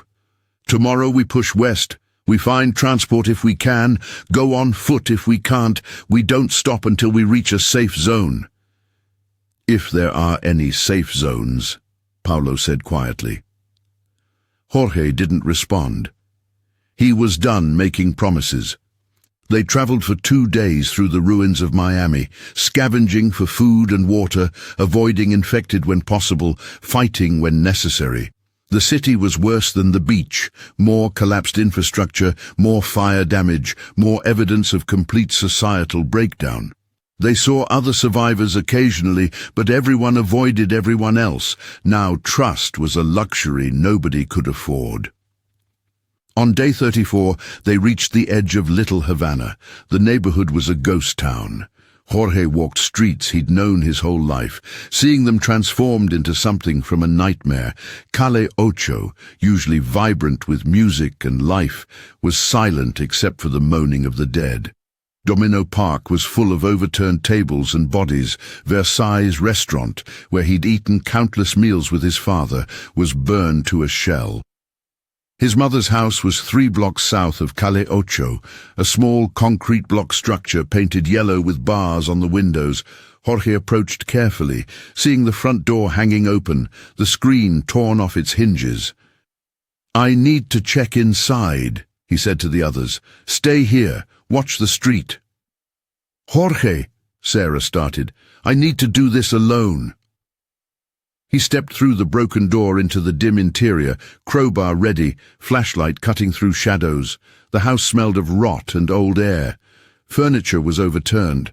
Photos lay scattered on the floor, glass shattered, memories trampled. "Mami?" His voice cracked on the word. "Abuela?" No response. He checked each room systematically. Kitchen, empty, food rotted in the refrigerator. Living room, empty except for bloodstains on the couch. Bedroom, empty, sheets torn off the bed. Bathroom, locked from inside. Jorge stood outside the bathroom door, his hand on the knob, unable to turn it, unable to see what was inside, unable to face what he already knew. "Mummy," he whispered. "It's Jorge. I came like I promised. I'm here." Silence. He turned the knob. The door opened. His mother was on the floor beside the bathtub, wrapped in a blanket, a bottle of pills spilled beside her. Her face was peaceful. She'd chosen her exit, just like the couple in room 303, just like so many others who couldn't face this new world. Taped to the bathroom mirror was a note in her handwriting. "Mijo, if you find this, know that I love you." I waited as long as I could, but they were in the house. I heard them downstairs. This was better than becoming one of those things. Find Sofia, keep her safe, live. Te amo siempre. Mami Jorge sat on the bathroom floor beside her body and cried until he had nothing left. They buried her in the backyard, under the mango tree his father had planted 30 years ago. Jorge said a prayer in Spanish, words his mother had taught him when he was young, words he'd half forgotten until this moment. Then they left, because there was nothing else to do. They spent the next week trying to find an actual safe zone, some remnant of government or military authority that could provide shelter and support. They found nothing. The military had established bases, Homestead, Eglin, MacDill, but all were on lockdown, turning away civilian refugees. FEMA camps existed but were overwhelmed, overcrowded, and running out of supplies. They were on their own. Everyone was on their own. On day 42, they found themselves at the edge of the Everglades. The infection had spread even here, turning alligator hunting camps and research stations into death traps. But the openness of the swamp worked in their favor. Infected could be spotted from a distance, avoided or dealt with before they got close. "We could survive here," Rashid said, looking at the vast wilderness. "Away from cities, away from people. Hunt, fish, purify water. It's not civilization, but it's life." Jorge thought about it. Thought about spending the rest of his days in a swamp shack, hunting coons and gators, drinking brown water and watching the horizon for the shambling dead. It was survival. It was even, in its own way, freedom. But it wasn't enough. Not anymore. "I'm going back," he said suddenly. "To the beach, to the hotel." "What? Why?" Sarah stared at him. "Jorge, there's nothing there. Diego's group left. The place is probably overrun by now." "Maybe. But it's mine. I know every corridor, every mechanical system, every defensive position. It's the only place I actually understand anymore." "That's insane." "Probably." Jorge started gathering his gear. "Anyone who wants to come with me is welcome. Anyone who wants to stay here or head north or whatever, I understand. No hard feelings." He expected arguments. Expected everyone to tell him he was crazy, that going back was suicide. Instead, Paulo stood up. "I'm coming. Someone needs to watch your back." Then Rashid. "The hotel is defensible. More defensible than anything else we've found. If we're going to make a stand somewhere, might as well be somewhere we know." Sarah looked at her kids, at the swamp, at Jorge. "You're all insane. But I'm coming too. Emma and Tyler deserve more than this swamp, even if it kills us trying." They made it back to Miami Beach on day 45. The causeways were still blocked, so they took a boat, a small outboard motorcraft they'd found abandoned at a marina. The crossing was harrowing, the water still full of submerged infected, but they made it. The beach was worse than Jorge remembered. More decay, more structural damage, more signs of total collapse. But the Fontainebleau still stood, silent and empty, but intact. They spent the next week re-securing the building, checking every room, eliminating the infected that had gotten inside through breaches they'd failed to properly seal before they left. It was grim work, room by room, floor by floor, but Jorge found it oddly comforting. This was something he understood: maintenance, repair, securing systems, making the building function, making something work in a world where everything had broken. By day 50, they'd re-established their safe zone on the second floor. They'd found new food sources. Birds were nesting in the upper floors. And there were fish in the decorative pools if you were desperate enough. Rainwater collection supplemented the dwindling rooftop tanks. Solar panels provided enough power for basic lighting and water pumps. It wasn't much, it wasn't civilization, but it was survival. Jorge stood in the mechanical room on day 52, looking at the generators he'd spent 15 years maintaining. The hotel around him was silent, except for the ocean wind and the distant moaning of the infected, who would never stop wandering the streets below. He thought about his mother's note: "Find Sophia, keep her safe, live." He'd failed at the first two, but the third, living, that he could still do. He pulled the heavy mechanical room door closed, the reinforced steel sealing with a solid click. The lock engaged with a sound of finality. Outside, the world had ended. Inside, in this room full of silent machinery and emergency supplies, there was something like peace. Jorge sat down with his back against the door, the crowbar across his lap, and waited. For what, he wasn't sure anymore. Rescue that would never come. The infected to break through. His own body to give out from exhaustion and grief. And the accumulated weight of 52 days, surviving the impossible, or maybe just waiting to see if tomorrow brought something different than today. If the sun rose on a world slightly less broken than the night before, if survival could eventually become something more than just not dying. He closed his eyes and listened to the building around him, the groan of metal expanding in the heat, the whisper of wind through broken windows, the distant chorus of the dead, and underneath it all, impossibly, the sound of machinery beginning to hum. Jorge's eyes snapped open. That wasn't possible. The generators had no fuel. The power grid was dead. But the sound was unmistakable. The hotel's HVAC system starting up, compressors engaging, fans beginning to spin. He stood, walked to the control panel, and stared at the indicators lighting up one by one. Power flowing, systems coming online. The building, against all logic and reason, coming back to life. Through the small window in the mechanical room door, he could see lights flickering on in the corridors.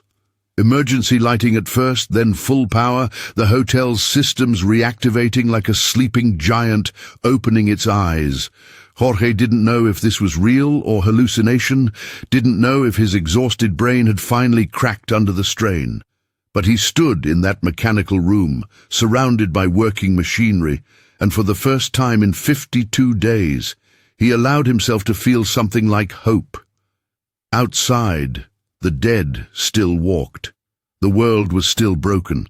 Civilization had still collapsed, but Jorge Mendoza, hotel maintenance worker, survivor, son to a dead mother and father to a distant daughter, stood in his mechanical room and smiled, because machines could be fixed, systems could be restored. And if the Fontainebleau Azure could come back to life, then maybe, just maybe, there was a future worth surviving for. He unlocked the door, stepped back into the hotel's corridors with the crowbar in his hand, and went to find his people. The building was alive again, and so was he. The next stories. The RF scanner beeped its familiar tone as Arturo Mendez swept the laser across another barcode, the sound echoing through the cavernous Phoenix distribution center, 6:47 a.m., and already the July heat was seeping through the corrugated metal walls like a physical presence, making the air shimmer above the concrete floor. He'd been picking orders for Dataflow Logistics for 8 years, long enough that his hands moved on autopilot, plucking items from their designated slots in the towering racks, checking SKUs, loading the pallet with practiced efficiency. "Yo, Arturo!"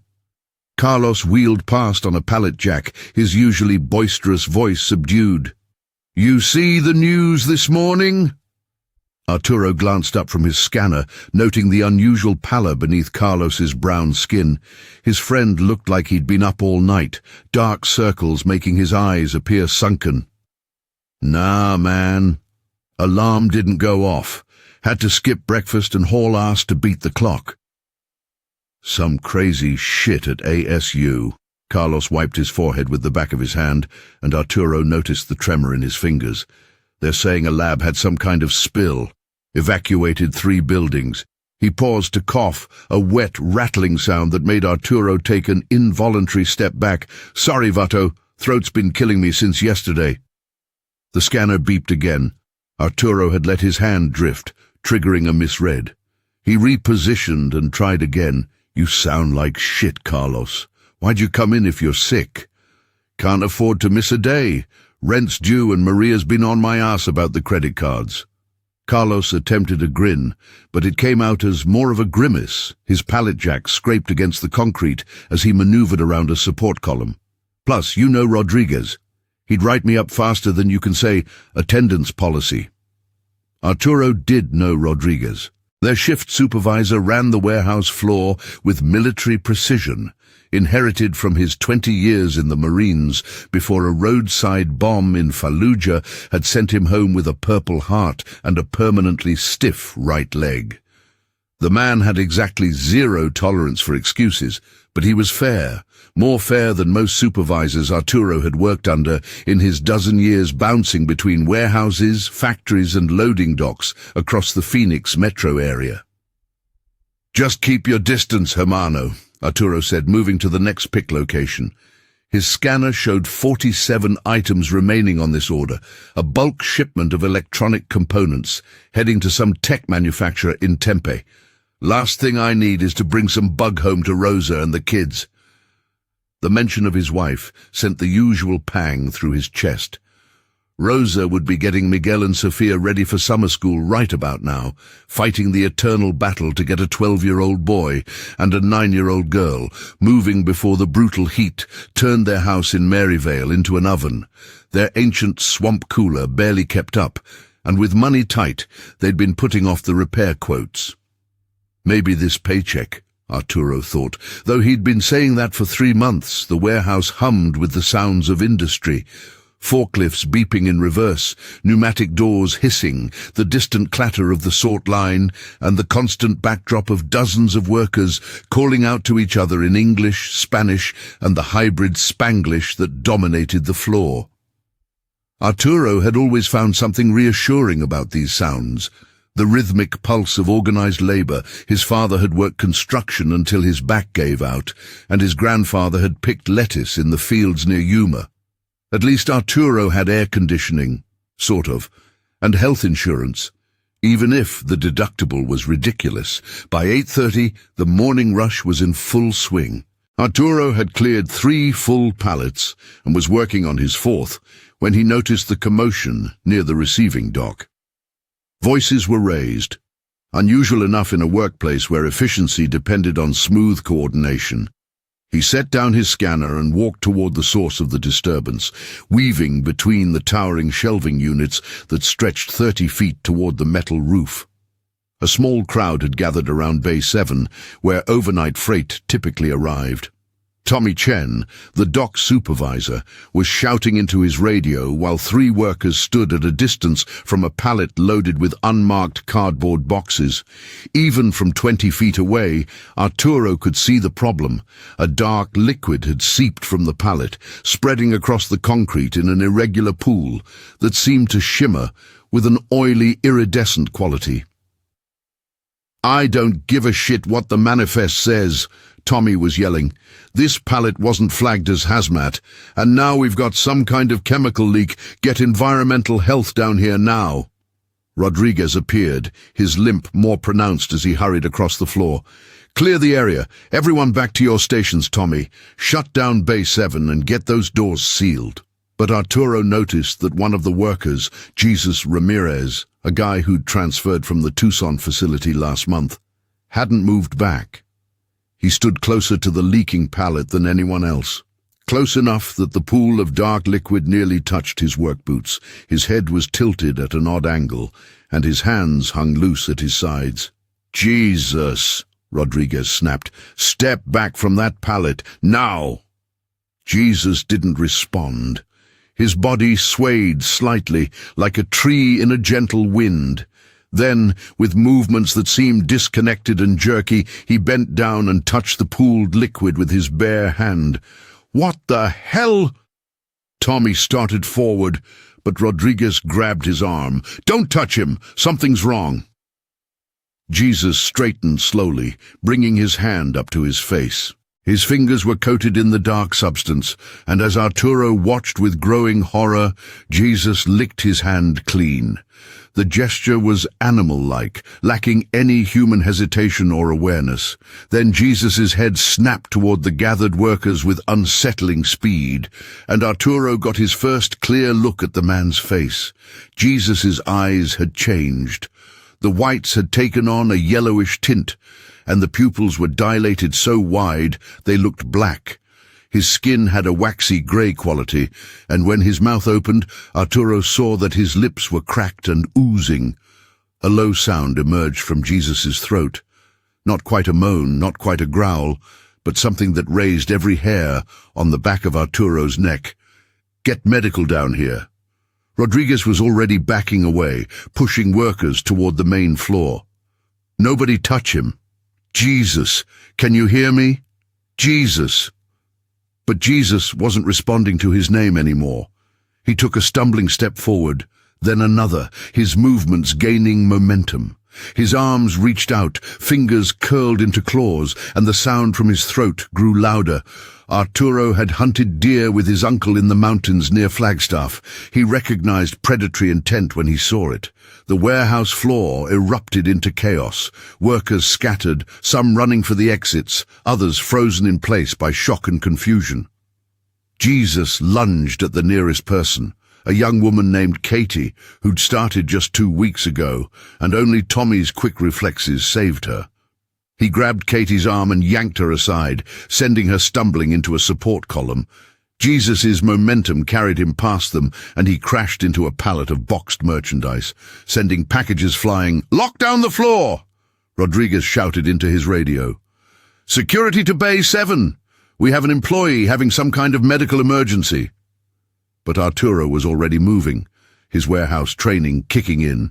He grabbed a pallet jack, 1,500 pounds of steel and hydraulics, and positioned himself between Jesus and the main cluster of workers who were trying to funnel toward the personnel exits. Jesus had recovered from his collision and was now lurching forward again, that inhuman sound still emanating from his throat. "Clear out!" Arturo yelled. "Move! Get to the break room and lock the doors!" Jesus' attention fixed on Arturo, drawn perhaps by the movement or the voice.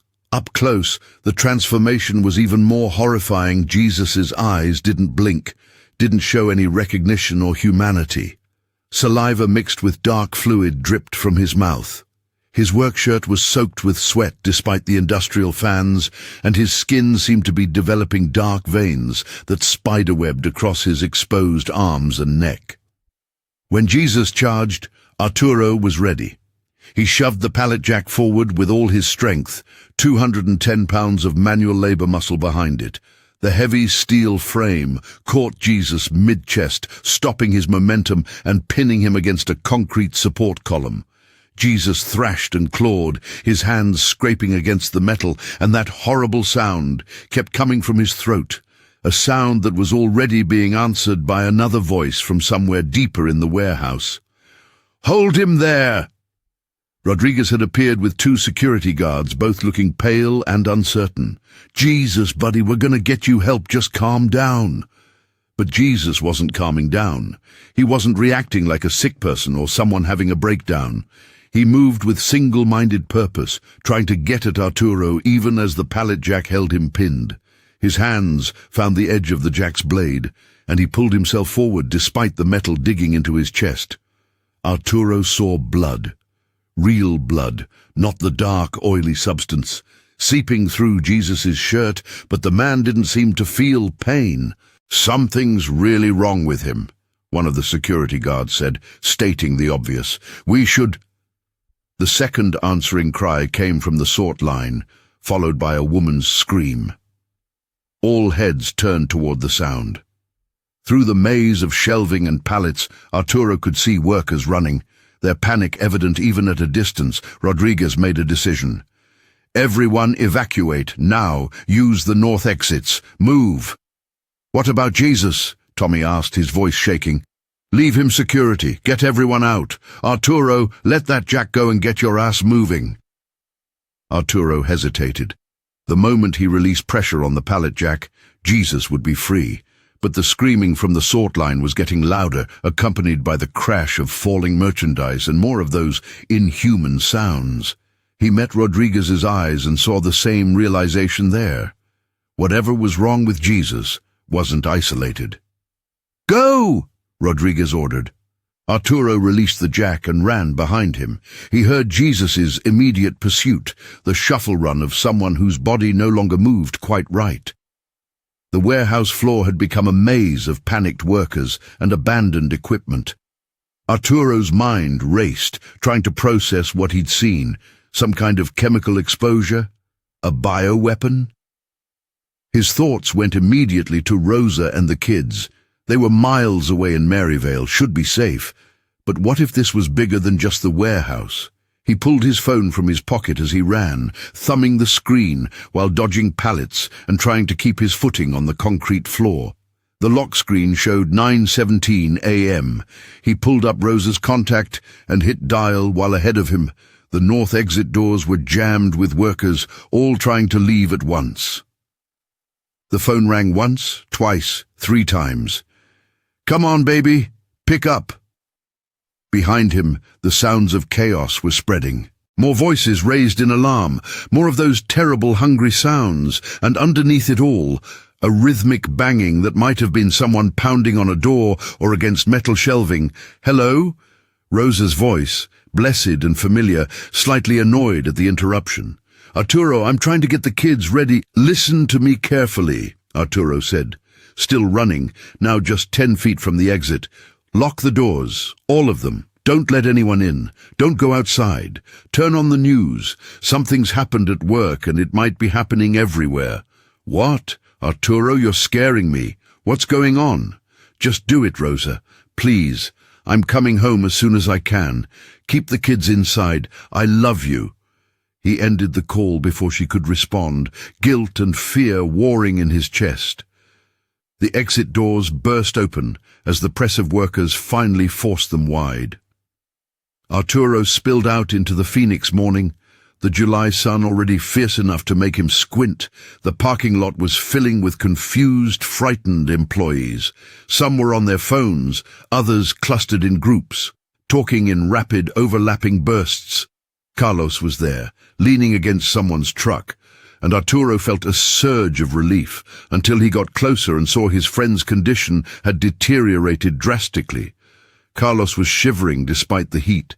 His skin had taken on that same greyish cast, and the dark veins were visible on his neck and hands. "Carlos, man, we need to get you to a hospital." Carlos looked up, and Arturo's relief died.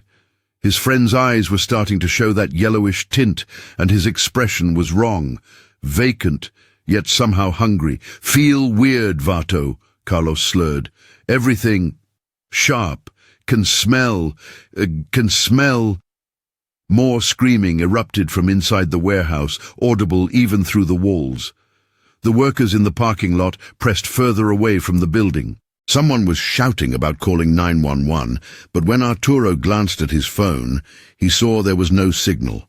Not searching, but actually no bars at all, as if the entire cellular network had vanished. A delivery truck pulled into the lot, the driver apparently unaware of the chaos. The 18-wheeler's air brakes hissed as it slowed, angling toward the now-abandoned receiving docks.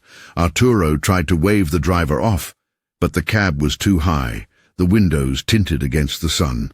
The truck's cab door opened, and the driver stepped out onto the running board. Even from 50 yards away, Arturo could see something was wrong with him too. The man moved with the same jerky, uncoordinated motions, and when he opened his mouth, that sound, that terrible, hungry sound, carried across the parking lot. "We need to leave," someone said behind Arturo. "We need to go now." The driver half fell, half jumped from the truck, landing heavily on the asphalt. He didn't pause, didn't check himself for injury. He just oriented on the nearest cluster of workers and began that shuffling run that was already becoming sickeningly familiar. The parking lot dissolved into pandemonium. Workers ran for their cars, keys fumbling from shaking hands. Arturo grabbed Carlos's arm, trying to pull his friend toward his own truck, a battered 2008 Ford F-150 that had been his father's before the cancer took him. But Carlos jerked away with surprising strength. "No," Carlos growled, and it was barely recognizable as his voice. "Hungry. So hungry." Arturo backed away, hands raised. "Carlos, it's me. It's Arturo. Fight it, hermano. Whatever this is, fight it." But Carlos wasn't fighting anything. His face contorted, lips pulling back from teeth that seemed somehow too prominent, too sharp. The transformation was accelerating, the veins spreading across his skin like dark lightning, his eyes losing their last traces of human awareness. Behind Arturo, someone's car alarm was blaring. Behind Carlos, more workers were pouring from the warehouse exits, some running, some stumbling with that horrible new gait. And in the distance, rising above it all, Arturo heard sirens. Not just one or two, but a sustained wail that seemed to come from every direction at once. He made the hardest decision of his life in that moment. He turned and ran from his friend of 8 years, ran toward his truck while behind him Carlos howled with rage or hunger or something that combined both into a sound no human throat should make. The F-150's engine turned over on the second try, and Arturo had never been more grateful for the truck's reliability. Workers were trying to block his path, pounding on his windows, begging for rides. He laid on the horn and kept moving, hating himself but thinking only of Rosa and Miguel and Sofia, safe in their house in Maryvale, had to get home, had to get to them before whatever this was spread further. The parking lot exit led to East Broadway Road, and when Arturo pulled onto the street, he got his first real understanding of how bad things had become. Traffic was at a standstill, cars abandoned in the middle of lanes, drivers' doors hanging open. Bodies lay on the sidewalk, some motionless, some twitching, some rising with that awful jerky motion. A police car sat at an angle across an intersection, its lights still flashing, but no officer visible. Further up the road, a fire hydrant had been sheared off by an out-of-control vehicle, sending a geyser of water into the air that created rainbows in the fierce sunlight. Beauty amid horror. Arturo yanked the wheel and jumped the curb, bouncing over a landscaped median and into oncoming lanes. Normally this would be suicide, but the westbound lanes were nearly empty, as if everyone who could move had already fled. His phone, mounted in a dashboard holder, showed no signal still, but the radio was working. He punched the preset for KTAR News. Multiple reports of violence across the Phoenix metropolitan area. Police are asking residents to shelter in place. Do not attempt to... Static cut in. Then another voice, a woman's, high and terrified, came out of the ASU biolab on University Drive. They're saying it's some kind of pathogen, some kind of... More static. Then a third voice, deeper, struggling to maintain professional composure. Confirmed attacks at Phoenix Children's Hospital, Sky Harbor Airport, and multiple locations throughout downtown. The governor has activated the National Guard. Repeat, shelter in place. Do not... The radio dissolved into white noise. Arturo's hands gripped the steering wheel so hard his knuckles went white. ASU Biolab. The same lab Carlos had mentioned, the same lab that had leaked something onto a pallet that ended up at his warehouse. He thought about the dark liquid, the way it had seemed to move almost like it was alive, the way Jesus had licked it off his hand, some kind of virus, a bioweapon. Did it matter what it was called if it turned people into... what? Monsters? The word felt ridiculous and inadequate, but Arturo couldn't think of a better one. He reached McDowell Road and turned west, following the route he'd driven thousands of times. But this familiar path had become alien. A woman staggered out from between buildings, her nurse's scrubs soaked with blood, hers or someone else's, impossible to tell. She reached toward the truck with desperate hands, and Arturo saw her eyes were still human, still filled with terror and pleading. He started to brake, instinct to help overriding everything. But then he saw the shapes pursuing her, 3 of them, moving with that horrible coordination. Their mouths open and grasping, he pressed the accelerator and looked away, his heart hammering against his ribs. Couldn't help everyone, couldn't save everyone, had to get home. The west side of Phoenix unfolded before him like a nightmare made manifest. Everywhere he looked, the social fabric was tearing apart. A grocery store's windows were smashed, looters and shoppers, impossible to distinguish from the infected who moved among them. A child sat crying on a porch while his front door stood open. Dark shapes visible in the interior shadows. 2 cars had collided at an intersection, and the drivers were still inside. One slumped over the wheel, the other pounding weakly against a window that wouldn't open. Arturo's phone suddenly buzzed with a burst of signal, messages flooding in all at once. Rosa had called 8 times. Miguel had sent a text. "Dad, where are you? Mum is freaking out." 3 more calls from Rosa. A voicemail from Tommy at the warehouse. When had he had time to leave that? A news alert. State of emergency declared for Maricopa County. He tried calling Rosa back, but the call wouldn't connect. The brief signal window had already closed. He was maybe 15 minutes from home now, assuming the roads stayed clear. The truck's gas gauge showed 3/4 full, enough to get home and then some. But after that, how long did they have before gas stations stopped working, before everything stopped working? These thoughts cascaded through his mind as he navigated around abandoned vehicles and stumbling figures. His warehouse training was asserting itself. Inventory problems, just on a much larger scale. Food, water, medicine, security. The house had maybe 3 days of food if they were careful, and the kitchen tap ran Phoenix City water, which meant they were dependent on infrastructure that was clearly failing. The kids' bathroom had a tub they could fill. The garage held his tool collection and some camping gear from a trip to Flagstaff that they'd taken 2 years ago. Not much, but something.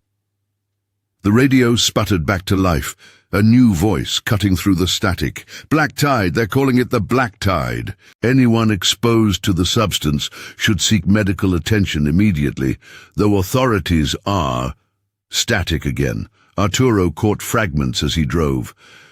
Confirmed in Tempe, Mesa, Chandler. Interstate 10 is completely blocked. CDC has issued shoot on sight. Shoot on sight. The words hung in his mind like a death sentence. How long had it been since Jesus had touched that liquid? An hour? Less? And he'd transformed from a normal person into something that barely qualified as human anymore. Carlos, too. How many people had been exposed? How fast was this spreading? Maryvale appeared ahead, the neighborhood's familiar landmarks now viewed through the lens of catastrophe. The elementary school where Sophia attended had smoke rising from one corner, a fire, and no sirens responding. A police car was parked outside the Circle K on 51st Avenue, but the doors were open and no officer was visible. Bodies lay in the convenience store's parking lot, and more of those shapes moved among them. Arturo's street, Columbine Drive, looked almost normal when he turned onto it. Almost. Mrs. Henderson's house had the front door standing open. The Martinez family's van sat in their driveway with its tailgate up, clothes and boxes scattered around it as if they'd been interrupted while packing. And at the far end of the street, near the canal, a cluster of people had gathered, though Arturo couldn't tell if they were neighbors seeking safety in numbers or something worse. His house sat in the middle of the block, a modest 3-bedroom ranch that he and Rosa had bought 8 years ago, stretching their credit to the breaking point. The exterior needed paint, the roof needed work, and the chain-link fence around the yard was bent in 3 places where neighborhood kids had climbed it. But the windows were intact, the door was closed, and when Arturo pulled into the driveway and killed the engine, he could see movement inside. Human movement. Purposeful and aware. He hit the horn twice, their agreed-upon signal, and the front door opened immediately. Rosa stood there, and the relief that washed over Arturo was so intense it made him dizzy. She was alive, she was okay, she was... "Get inside!" she shouted. "Arturo, run!" He grabbed his keys and the box cutter that lived in his truck's center console, a tool that suddenly felt like a weapon, and sprinted the 20 feet from the driveway to the front door. Rosa grabbed his arm and hauled him inside, slamming and locking the door behind him. The house was dim, all the curtains drawn. Miguel and Sophia huddled on the couch, their faces pale and frightened. The TV was on but muted, showing aerial footage of Phoenix from a news helicopter. Even without sound, the images were damning. Fires scattered across the city, highways jammed with unmoving traffic, crowds of people running from crowds of other people who moved differently. "What's happening?" Rosa demanded. She was still in her pajamas, her long black hair pulled back in the hasty ponytail she wore when she first woke up. "The news is saying it's a virus from ASU, but that doesn't explain. Arturo, I saw Mr. Chen. He was in his yard, and then he attacked Mrs. Chen. I saw it through the window. What is this?" Arturo pulled her into his arms, felt her trembling against him. Over her shoulder, he could see Miguel trying to be brave for his little sister, one arm around Sophia's shoulders. Good kid. Growing up too fast now. "I don't know all of it," Arturo said quietly, pitching his voice to reach the kids without sounding panicked.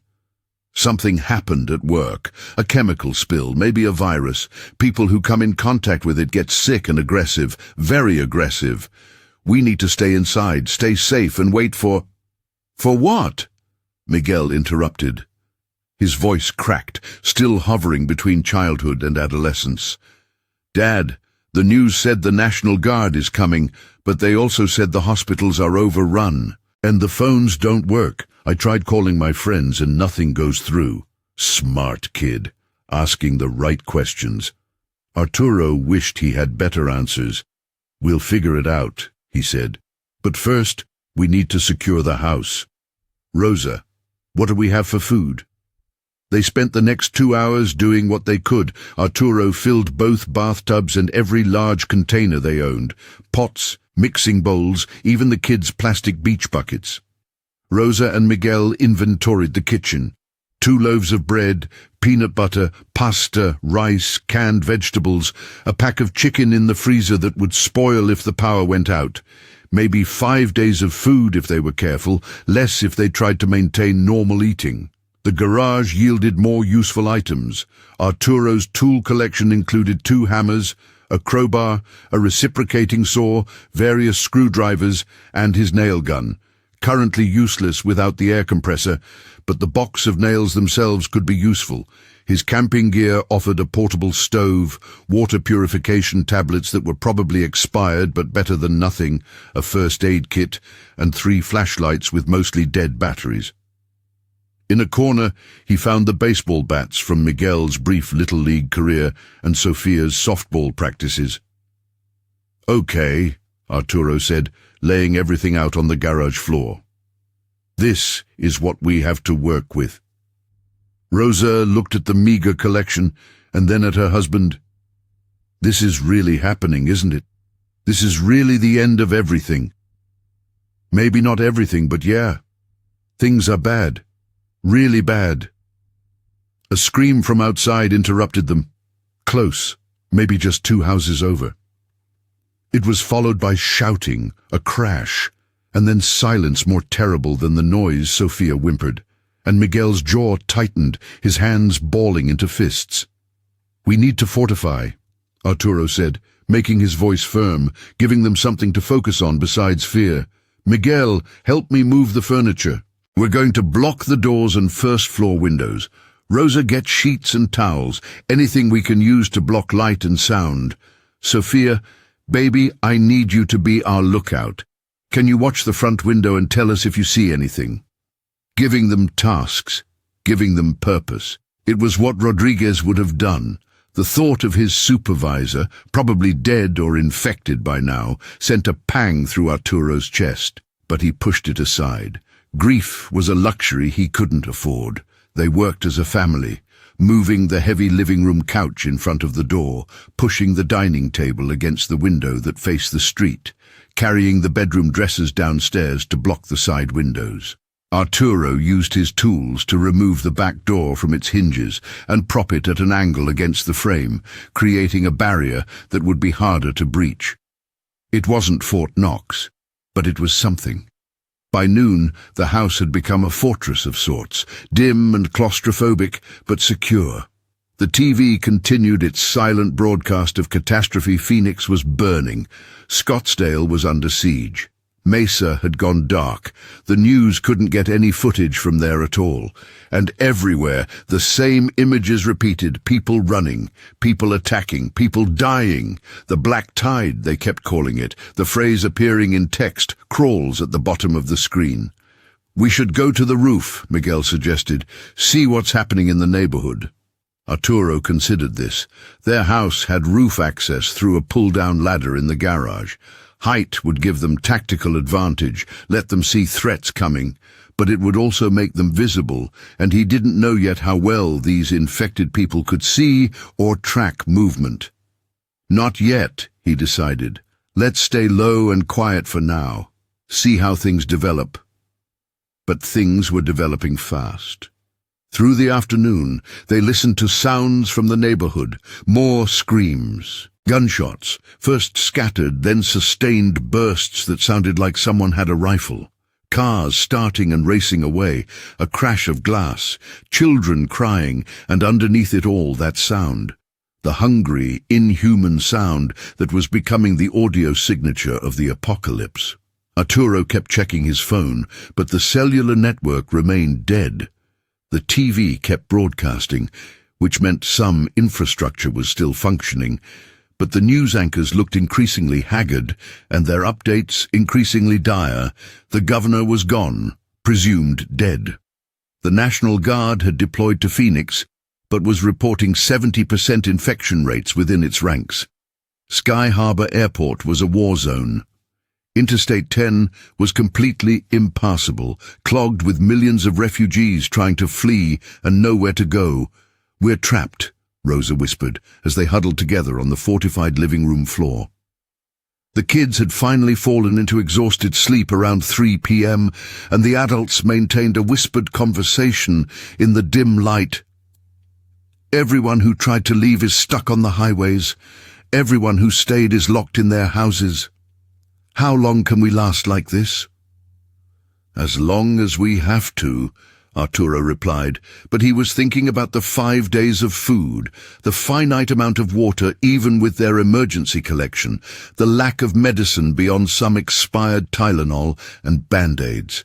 And the biggest problem, Maryvale was one of the densest neighborhoods in Phoenix, thousands of people crammed into modest homes on small lots.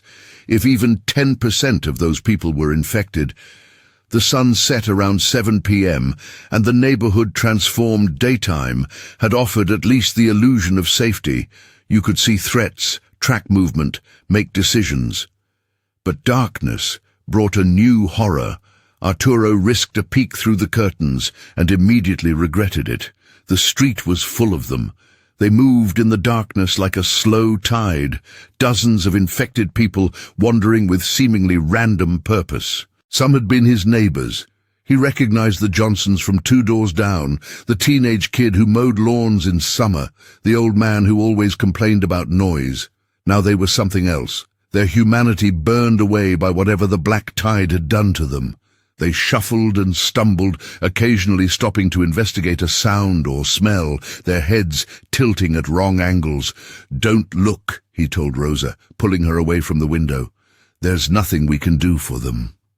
But Rosa had already seen. "Mrs. Martinez," she sobbed quietly. "I had coffee with her last week. We were planning a birthday party for Sophia and her daughter together, and now she's—" "Don't think about it. We have to focus on staying alive."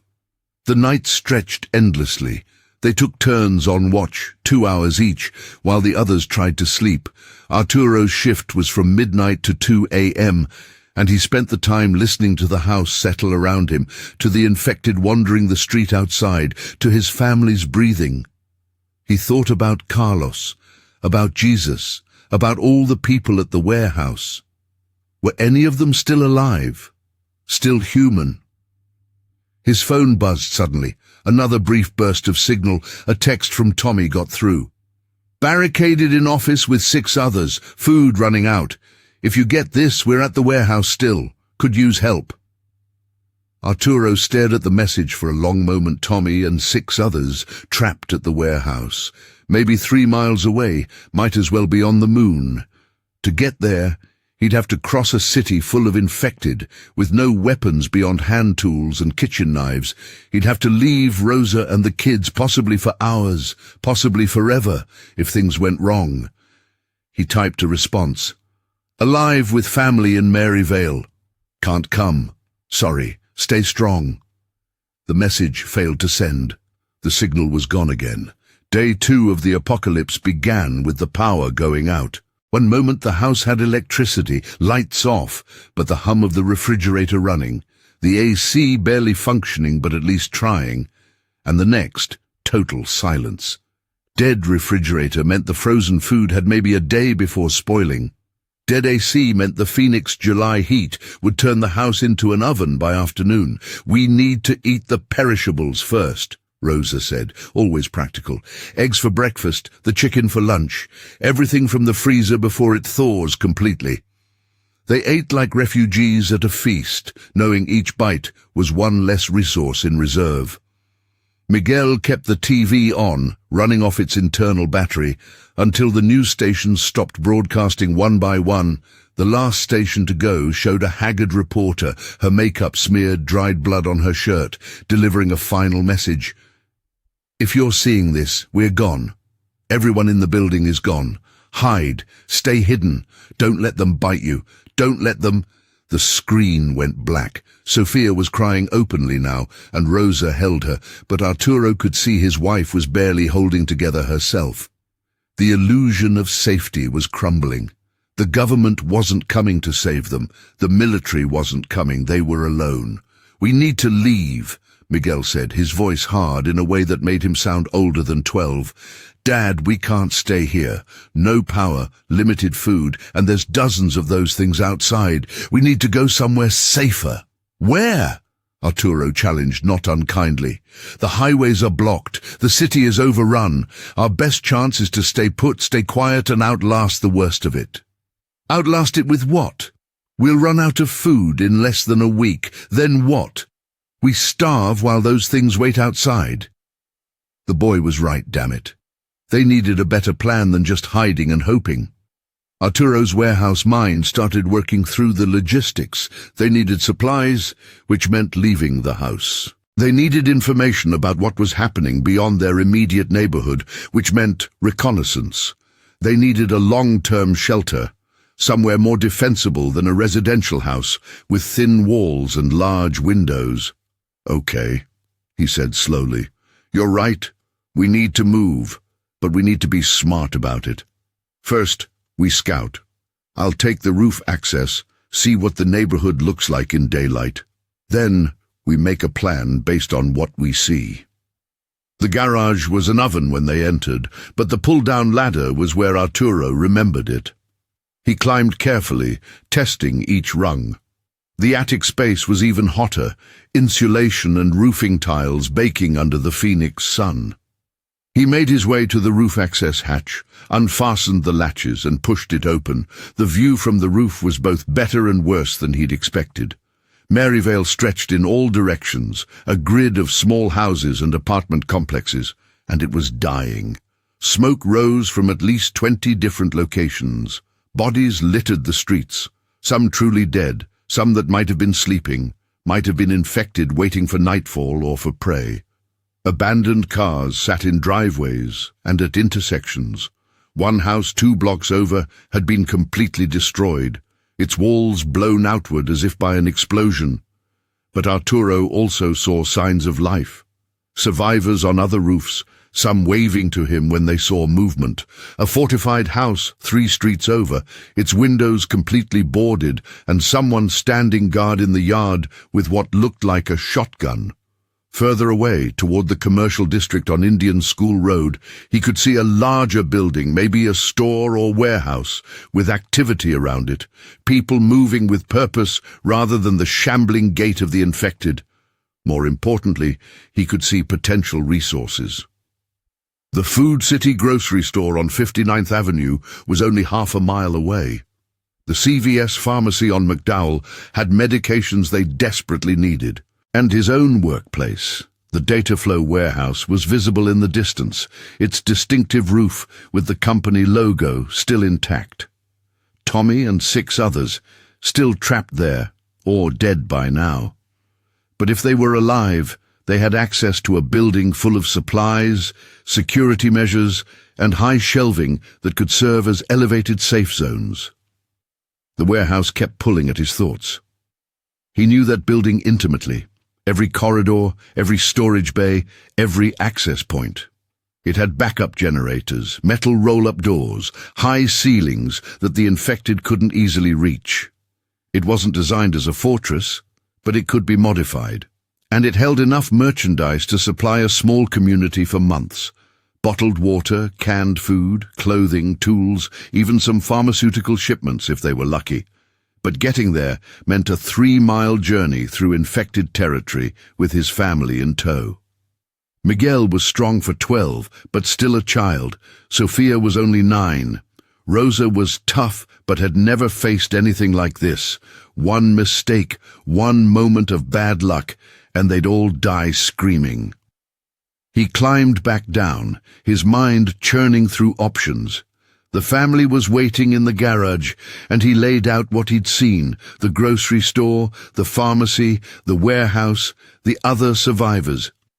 "We should try to connect with them," Rosa said, pointing in the direction of the fortified house. "Strength in numbers, right? Maybe they have supplies or information we don't." "Maybe," Arturo agreed.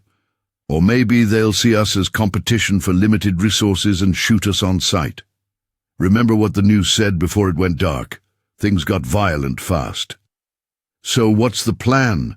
Miguel asked, Arturo took a deep breath. Tomorrow morning, early, before the heat gets bad, I'll make a supply run. Just me. I'll hit the CVS first. It's closest. And get whatever medicine and supplies I can carry. Then I'll scout toward the warehouse, see if Tommy and the others are still there. If the route looks manageable, maybe we try to relocate as a family. If not, I come back and we reassess. I'm coming with you, Miguel said immediately. No. Dad, you need backup. What if you get hurt? What if you need help carrying stuff? I'm strong, I can... I said no. Arturo's voice was firm, but he softened it with a hand on his son's shoulder. I need you here to protect your mother and sister. You're the man of the house while I'm gone. That's not a small responsibility, mijo. Miguel wanted to argue. Arturo could see it in the set of his jaw. But finally, the boy nodded. Okay, but you come back. You have to come back. I will, I promise. It was a promise he wasn't sure he could keep, but what else could he say? They spent the rest of day 2 preparing for his expedition. Arturo assembled a makeshift kit, a backpack containing empty water bottles, reusable shopping bags, his box cutter, a hammer, the best flashlight with fresh batteries stolen from the TV remote, and a lighter. He'd wear his steel-toed work boots and his thickest jeans, figuring protection was more important than comfort in the heat. Rosa fashioned arm guards from cardboard and duct tape, ridiculous looking but better than exposed skin if one of those things tried to bite him. As evening approached, they barricaded themselves in again and waited for nightfall. The neighborhood sounds had changed over the course of the day, less screaming now, fewer gunshots. Either people were dead, infected, or had learned to stay silent. The infected themselves seemed more organized, moving in small groups rather than wandering randomly. Arturo watched through a crack in the curtains as a pack of 7 infected people moved down the street with something approaching coordination, almost like they were hunting together. Evolution, he thought. They were learning, getting smarter or at least more effective. How long before they figured out how to open doors? Use tools? The thought terrified him. He tried to sleep before his early morning departure, but managed only fitful dozing, waking every time the house creaked or something moved outside. In one brief dream, he was back at the warehouse, and Carlos was there, human again, laughing about something stupid. Then Carlos's face melted away, replaced by that hungry grey thing, and Arturo woke with his heart pounding. 4 a.m. came too quickly. Arturo dressed quietly, kissed Rosa and the sleeping kids, and headed for the garage. The street outside was dark. All the street lights were dead, but the pre-dawn sky was beginning to lighten in the east. He'd timed it deliberately, early enough that the infected might be less active, late enough that he could see where he was going. Miguel was waiting in the garage, despite Arturo's instructions to stay in bed. Be safe, Dad. Always am. No, I mean really safe. Don't be a hero. Get the stuff and come back. We need you more than we need medicine. Arturo pulled his son into a quick, fierce hug. When had Miguel gotten so tall? Nearly to Arturo's shoulder now, growing fast despite everything. I'll be back before you know it. He slipped out through the side garage door, easing it closed behind him. The morning air was relatively cool, maybe 80 degrees, but would climb to 115 or more by afternoon. He had perhaps 3 hours of reasonable temperature to work with. The street was quieter than he'd expected. A few infected wandered in the distance, but none close enough to be an immediate threat. Arturo moved quickly but carefully, keeping to cover where possible, freezing when movement appeared ahead. His warehouse experience served him well. He'd spent years optimizing paths through crowded spaces, finding efficient routes between obstacles. Now those obstacles were abandoned cars and bodies, and the goal wasn't productivity but survival. The CVS was 4 blocks away, and he covered 3 of them without incident. The 4th block presented a problem. 6 infected people clustered around an overturned shopping cart, pawing at something inside it. Arturo couldn't see what held their attention, didn't want to know. He detoured through a yard, hopped a fence, and emerged behind the pharmacy. The CVS's rear door had been smashed open, not by infected, Arturo thought, but by looters. Glass littered the ground, crunching underfoot despite his careful steps. He froze, but the infected at the shopping cart didn't react. Whatever they were interested in was more compelling than the sound of breaking glass. Inside, the pharmacy was a disaster. Shelves ransacked, products scattered across the floor, the distinctive smell of spilled chemicals mixing with something worse, decay. Arturo pulled his shirt up over his nose and moved deeper into the store, trying not to think about what might be decomposing in the darkness. The pharmacy counter at the back was locked, but the crowbar from his pack made short work of the plexiglass barrier.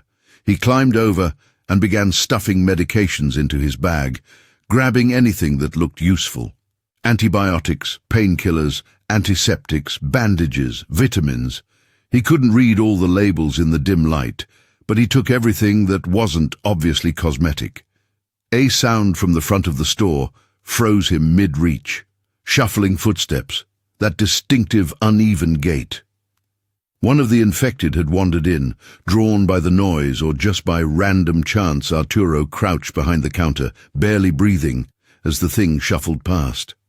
Up close, he could see it was a teenage girl, her ASU t-shirt identifying her as a student. Had she been at the lab, or just in the wrong place when the outbreak started? The girl paused, her head tilting as if listening. Her face was a ruin of grey skin and black veins, her eyes milky and unfocused, but her nose was working. She sniffed the air, clearly catching some scent. Arturo's scent. She turned slowly, orienting on his position behind the counter. Her mouth opened, that horrible sound building in her throat. In seconds, she'd alert every infected in earshot. He moved without thinking. Pure survival instinct. The hammer came out of his backpack, and he vaulted the counter with his workman's strength. The girl lunged at him, fingers grasping, teeth snapping. Arturo sidestepped and brought the hammer down on the back of her skull. The impact made a sound like a melon splitting. The girl dropped instantly, her body convulsing once before going still.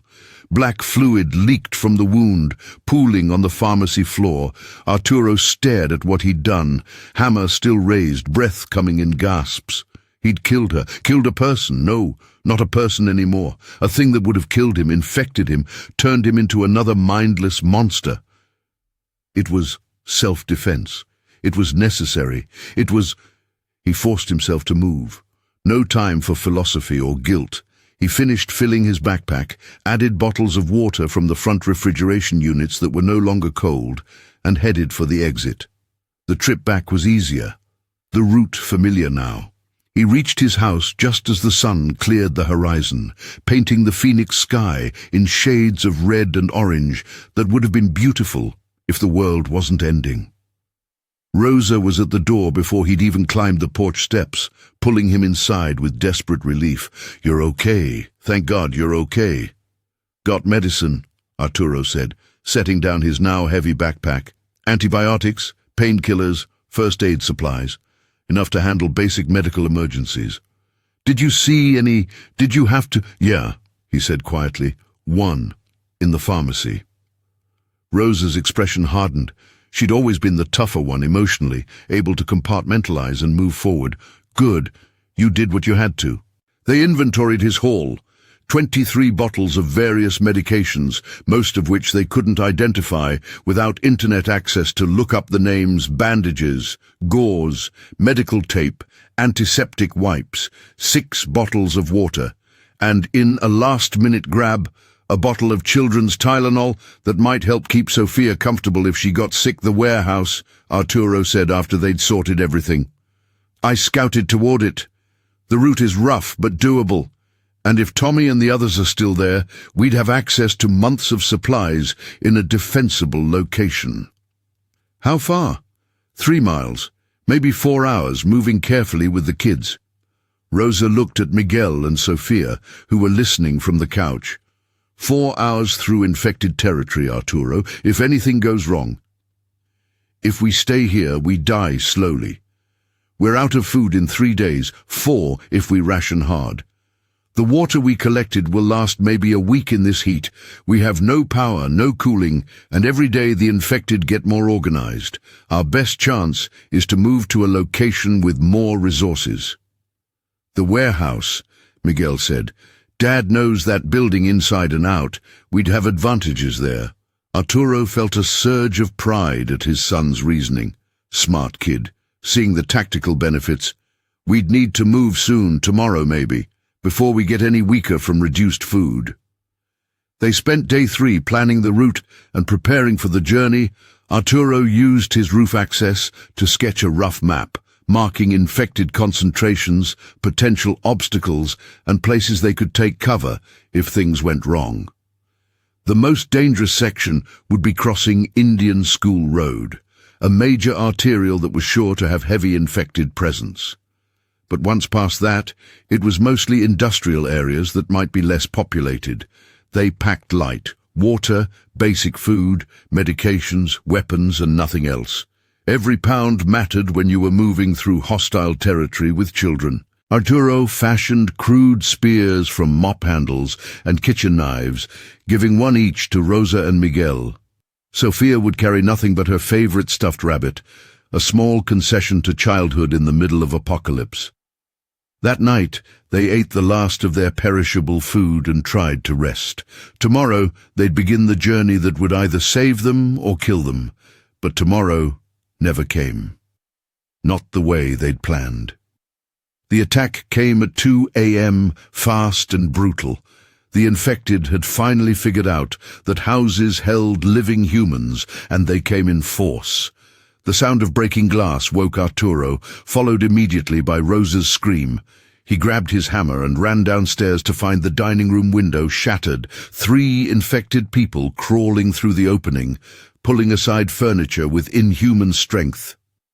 "Get the kids!" he shouted, swinging the hammer at the first infected that cleared the window. The blow connected, but the thing barely slowed. It grabbed his wrist, pulling him close, its teeth snapping inches from his face. Arturo could smell the decay on its breath, see the black veins pulsing under its grey skin. He ripped his arm free, leaving skin behind, and drove his steel-toed boot into the thing's knee. It buckled, and he brought the hammer down on its skull with all his strength. The infected dropped, but 2 more were already through the window, and he could hear more trying to breach the back door. Rosa appeared with Miguel, both carrying their makeshift spears. "The back door's breaking. We need to go now." "Garage," Arturo ordered. They ran as a family unit, Arturo bringing up the rear while Rosa led the kids behind them. Infected were pouring through both entry points, their hungry sounds filling the house. In the garage, Arturo's truck sat ready. He'd backed it in days ago, thinking about quick exits, and now that forethought was saving their lives. They piled in, Arturo behind the wheel. He hit the garage door opener, but nothing happened. No power. "Shit! Miguel, the emergency release!" Miguel scrambled out and pulled the red emergency release cord. The garage door could be lifted manually, and Rosa jumped out to help. Together they hauled it up while Arturo started the truck. Infected were in the house now, moving through the interior toward the garage. "Get in, now!" Rosa and Miguel dove into the truck. Arturo threw it in reverse and punched the accelerator. The F-150 shot backward out of the garage, across the driveway and into the street. He cranked the wheel, shifted to drive, and floored it. In the rear-view mirror, infected poured from his house, and into the street, giving chase with that terrible speed they'd developed. "Is everyone okay? Rosa, kids?" "We're fine," Rosa said, but her voice was shaking. "Where are we going?" "The warehouse. It's our only option now."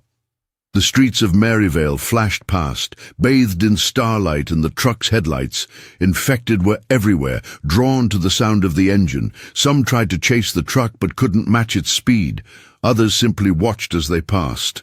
Heads tracking the vehicle with predatory intelligence, Arturo navigated by memory and instinct, taking side streets where possible, smashing through blocked intersections when necessary. The truck's front bumper, already dented from years of hard use, gained new scars as he rammed aside abandoned vehicles and didn't brake for smaller obstacles. Indian School Road was the nightmare he'd expected. Hundreds of infected people filled the commercial strip, wandering among abandoned stores and restaurants. When the truck appeared, they turned as one, a wave of hungry death. Arturo kept his foot down, weaving between obstacles, and the infected couldn't coordinate fast enough to stop him. A body thumped against the passenger side. Rosa screamed, Sophia screamed, and the thing's face pressed against the window for a terrible moment before sliding off another impact, this one from the front. The truck shuddered, but kept moving. "Almost there," Arturo muttered, more prayer than statement. "Almost there." The warehouse appeared ahead, its parking lot full of abandoned cars, but the building itself seemingly intact. Arturo recognized his truck from before, still parked where he'd left it in his panicked escape.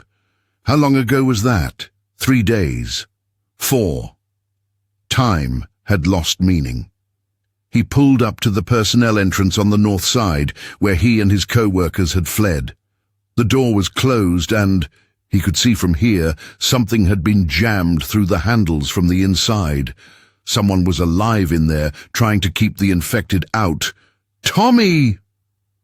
Arturo laid on the horn, the sound echoing across the parking lot and immediately drawing infected attention. "Tommy, it's Arturo! Open up!" A face appeared in the door's small window. Not Tommy, but Katie, the young woman who'd almost died on day 1. Her eyes widened when she saw him, and she started working at the door from inside. The process took precious seconds, seconds during which infected were converging on the truck from every direction. "Hurry!" Rosa urged, clutching Sophia. The door burst open. Katie stood there, looking half-starved and exhausted. "Get inside! Quick!" They ran. Arturo went first, carrying Sophia because she was frozen with fear. Rosa and Miguel followed. Katie slammed the door behind them and shoved the improvised lock back through the handles. A crowbar, Arturo noted, probably from the maintenance supplies inside. The warehouse was dark except for emergency lighting running on backup power. 6 faces stared at them from deeper in the building. Tommy, Rodriguez, and 4 others Arturo recognized from the floor crew.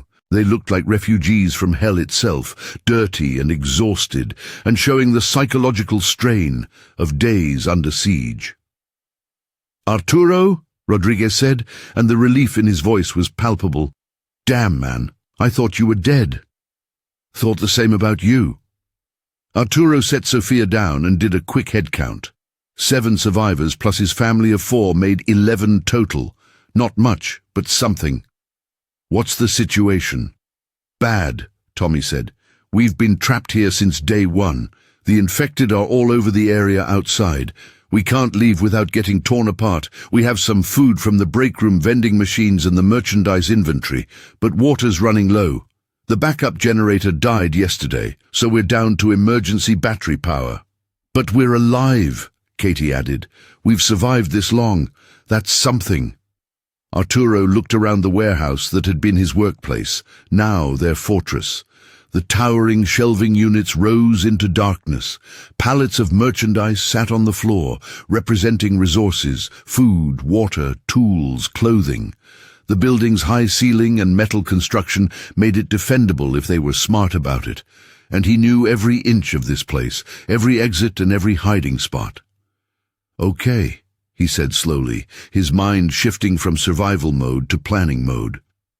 "We can work with this. Rodriguez, what do we have for weapons?" "Mostly improvised. Tools from maintenance, pallet jacks, a few things we fashioned from cargo straps and metal rods. We need to do better. This building holds power tools, nail guns, all kinds of equipment. We need to inventory everything, figure out what we can use.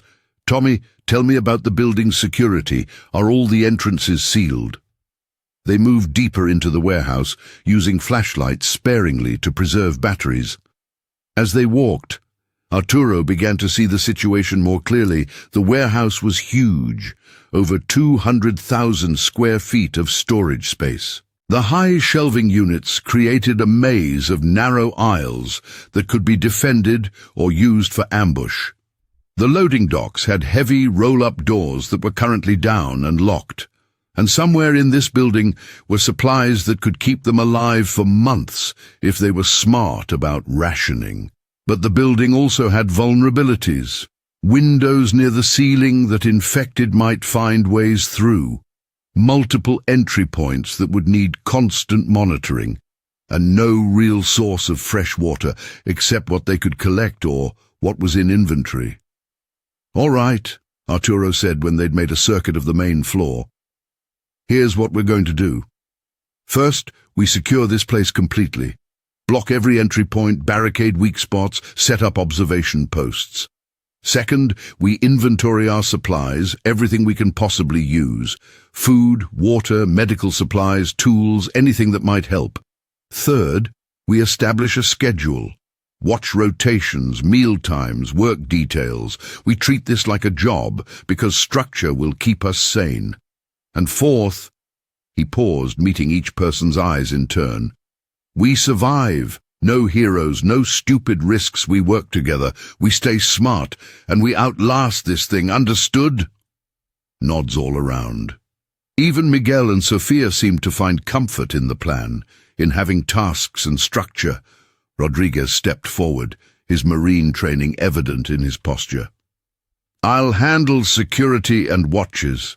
Arturo, you know this building better than anyone. You coordinate the fortifications and inventory, Rosa. If you're willing, we could use someone managing our resources and rationing." "I can do that," Rosa said firmly. "Good, let's get to work." The next 72 hours blurred into a marathon of organized labor. They used the warehouse's resources to transform the building into a true fortress.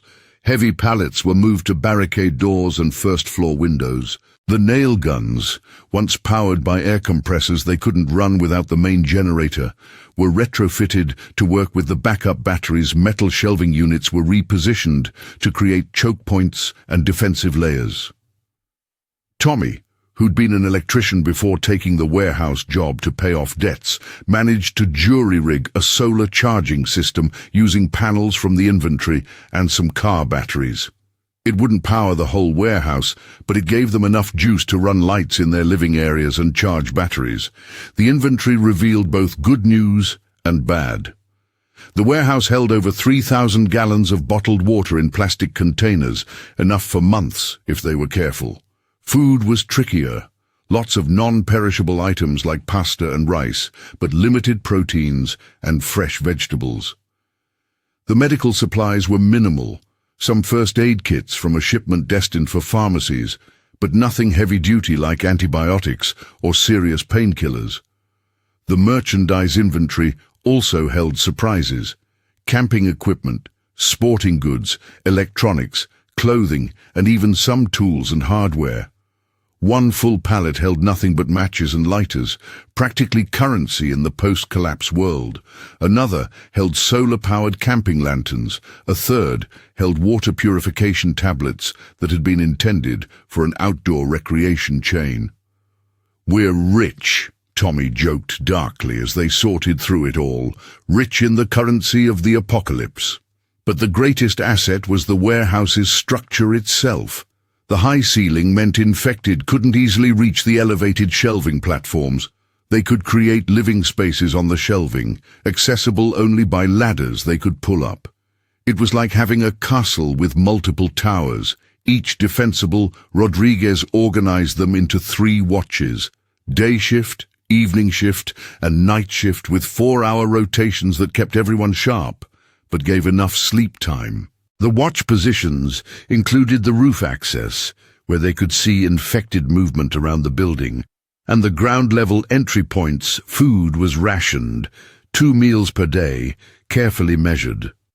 Rosa took charge of the kitchen area they set up in the old break room, using camping stoves to heat food. Water was even more carefully controlled, 1 gallon per person per day, including cooking and washing. The infected outside remained a constant threat.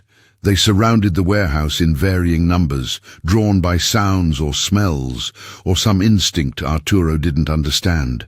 Sometimes they'd cluster around a particular door, pounding on it with mindless persistence. Other times they'd wander off, seemingly losing interest. But they never went away completely. On day 7 after the outbreak, 4 days in the warehouse, they had their first serious breach attempt. A group of infected managed to tear open one of the loading dock doors, not through strength, but through persistent gnawing and clawing that gradually destroyed the door's weather seal and locking mechanism. Rodriguez spotted them during his evening watch. "We got company! Bay 4! Arturo grabbed a makeshift spear, a push-broom handle with a knife duct-taped to the end, and ran toward the loading docks. A dozen infected were pushing through the half-open bay door, their bodies wedging into the gap and forcing it wider. "Fall back!" Rodriguez ordered. "Let them come in, then we hit them in the aisle!" It went against every instinct to allow infected into their sanctuary, but Rodriguez's tactical thinking was sound. The narrow aisle leading from the bay door created a bottleneck where numbers meant less. As the infected funneled through, the survivors hit them with everything they had. Arturo thrust his spear into the lead infected's face, feeling the blade punch through the thing's eye socket. It dropped instantly. Miguel, fighting beside his father despite Arturo's protective instincts, used a pallet jack to ram 2 infected into a shelving unit. Katie and Tommy worked together with cargo straps, literally clotheslining an infected woman and then stomping her head when she fell. The fight lasted maybe 2 minutes of desperate violence, and when it was over, 14 infected lay truly dead on the warehouse floor, and 2 humans were injured. One of the floor crew, a guy named Marcus, had been bitten on the forearm, and Tommy had a deep gash across his shoulder from falling against a metal edge. They gathered around Marcus in the aftermath, everyone understanding what the bite meant. The Black Tide's infection vector was clear by now: contact with infected bodily fluids, especially through bites. Marcus would turn, probably within hours. "I'm sorry, man," Rodriguez said quietly. "We need to quarantine you." Marcus was crying, but he nodded. He understood. They set him up in a caged storage area with water and food, and then they locked the door and walked away. It was one of the cruelest things Arturo had ever done, condemning a man to death by infection, or worse, shooting him before he turned. The debate raged among the survivors: mercy killing or let him turn and then deal with it. Rodriguez argued for mercy, put Marcus down before he transformed, save him the horror of losing his humanity. Others argued they should wait, see if maybe the infection could be fought off, though they all knew it couldn't. In the end, Marcus made the choice for them. 8 hours after the bite, he took the razor blade they'd left him and opened his wrists in the locked cage. They found him the next morning, pale and still, having chosen to die on his own terms rather than become a monster.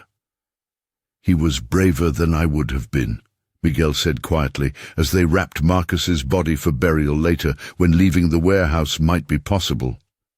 The incident sobered everyone. They'd been lucky, only 1 bite in a fight against 14 infected, but luck wasn't a sustainable strategy. They needed better weapons, better defenses, better tactics. Arturo spent the next 2 days fashioning improved weapons from the warehouse inventory.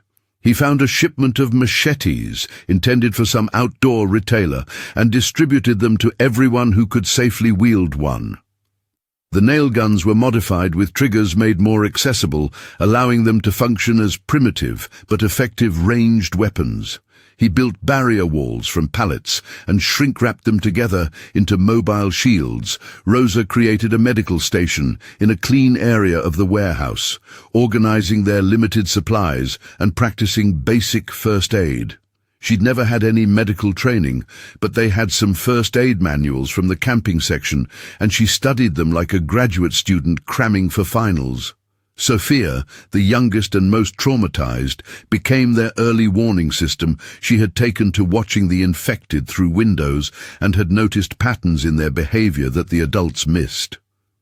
"They move different when they smell something," she told Arturo.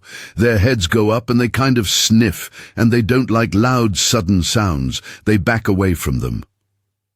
Smart kid, observant like her brother Arturo, felt a fierce pride mixed with grief that his children were learning these survival skills instead of multiplication tables and how to ride bikes. The days settled into a routine. Wake with dawn, when the desert heat was still manageable. Breakfast of whatever they'd rationed. Work details, fortification improvement, inventory management, equipment maintenance, and scavenging careful trips to the warehouse's distant sections for useful items. Evening meal, night watch. Sleep in shifts on the elevated shelving platforms, protected from any infected that might breach the ground level. It wasn't comfortable, but it was survival. 2 weeks into their warehouse siege, they faced a new threat, other survivors. Rodriguez spotted them first from the roof access, a group of maybe 20 people, armed with rifles and moving with military precision. They approached the warehouse in a tactical formation, clearly having done this before. "We got a problem," Rodriguez called down through the roof hatch. "Armed group incoming. They look organized and dangerous." Arturo climbed up to see for himself. The group was indeed impressive. Mostly men, a few women, all carrying weapons and wearing similar tactical vests. They moved like soldiers or well-trained militia, covering angles and advancing in stages. They stopped about 50 yards from the warehouse, and one man stepped forward with a bullhorn. "People inside, we know you're in there. We're not here to hurt you. We're from the Glendale Community Shelter. We're gathering supplies and survivors. Come out and talk." It sounded reasonable, but something felt wrong. Arturo exchanged looks with Rodriguez, who was frowning. "Glendale's 15 miles away," Rodriguez said. "Long way to come for supplies when every neighborhood has stores and warehouses. Why here specifically?"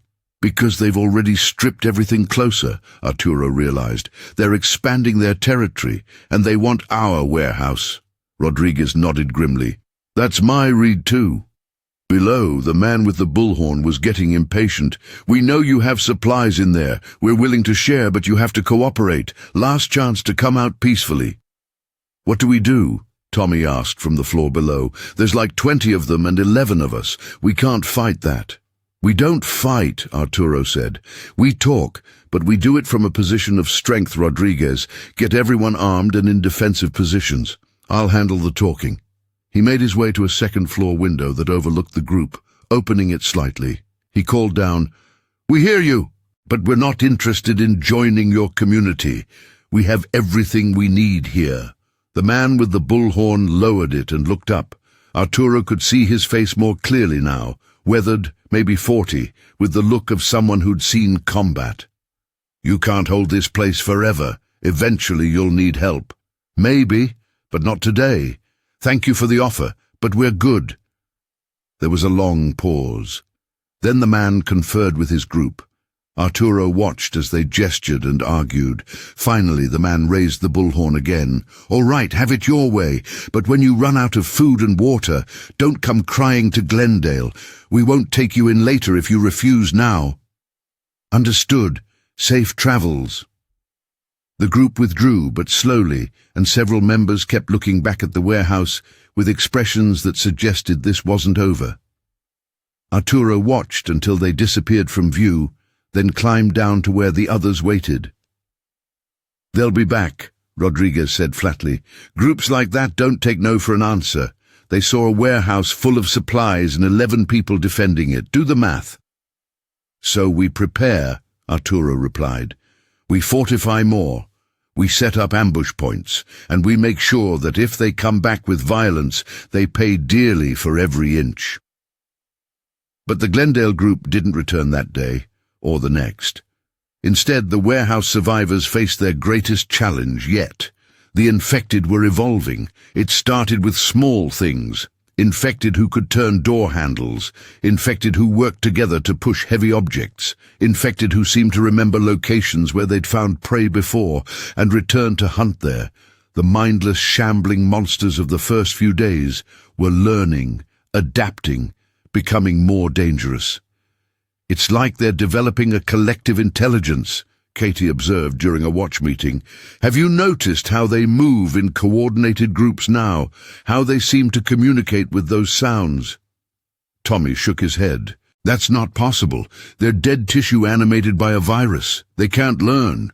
"Tell that to the 3 infected who figured out how to stack boxes and climb up to the second-floor window last night," Rodriguez countered. "I watched them do it. 1 stood at the bottom, 2 climbed on its shoulders. They were working together."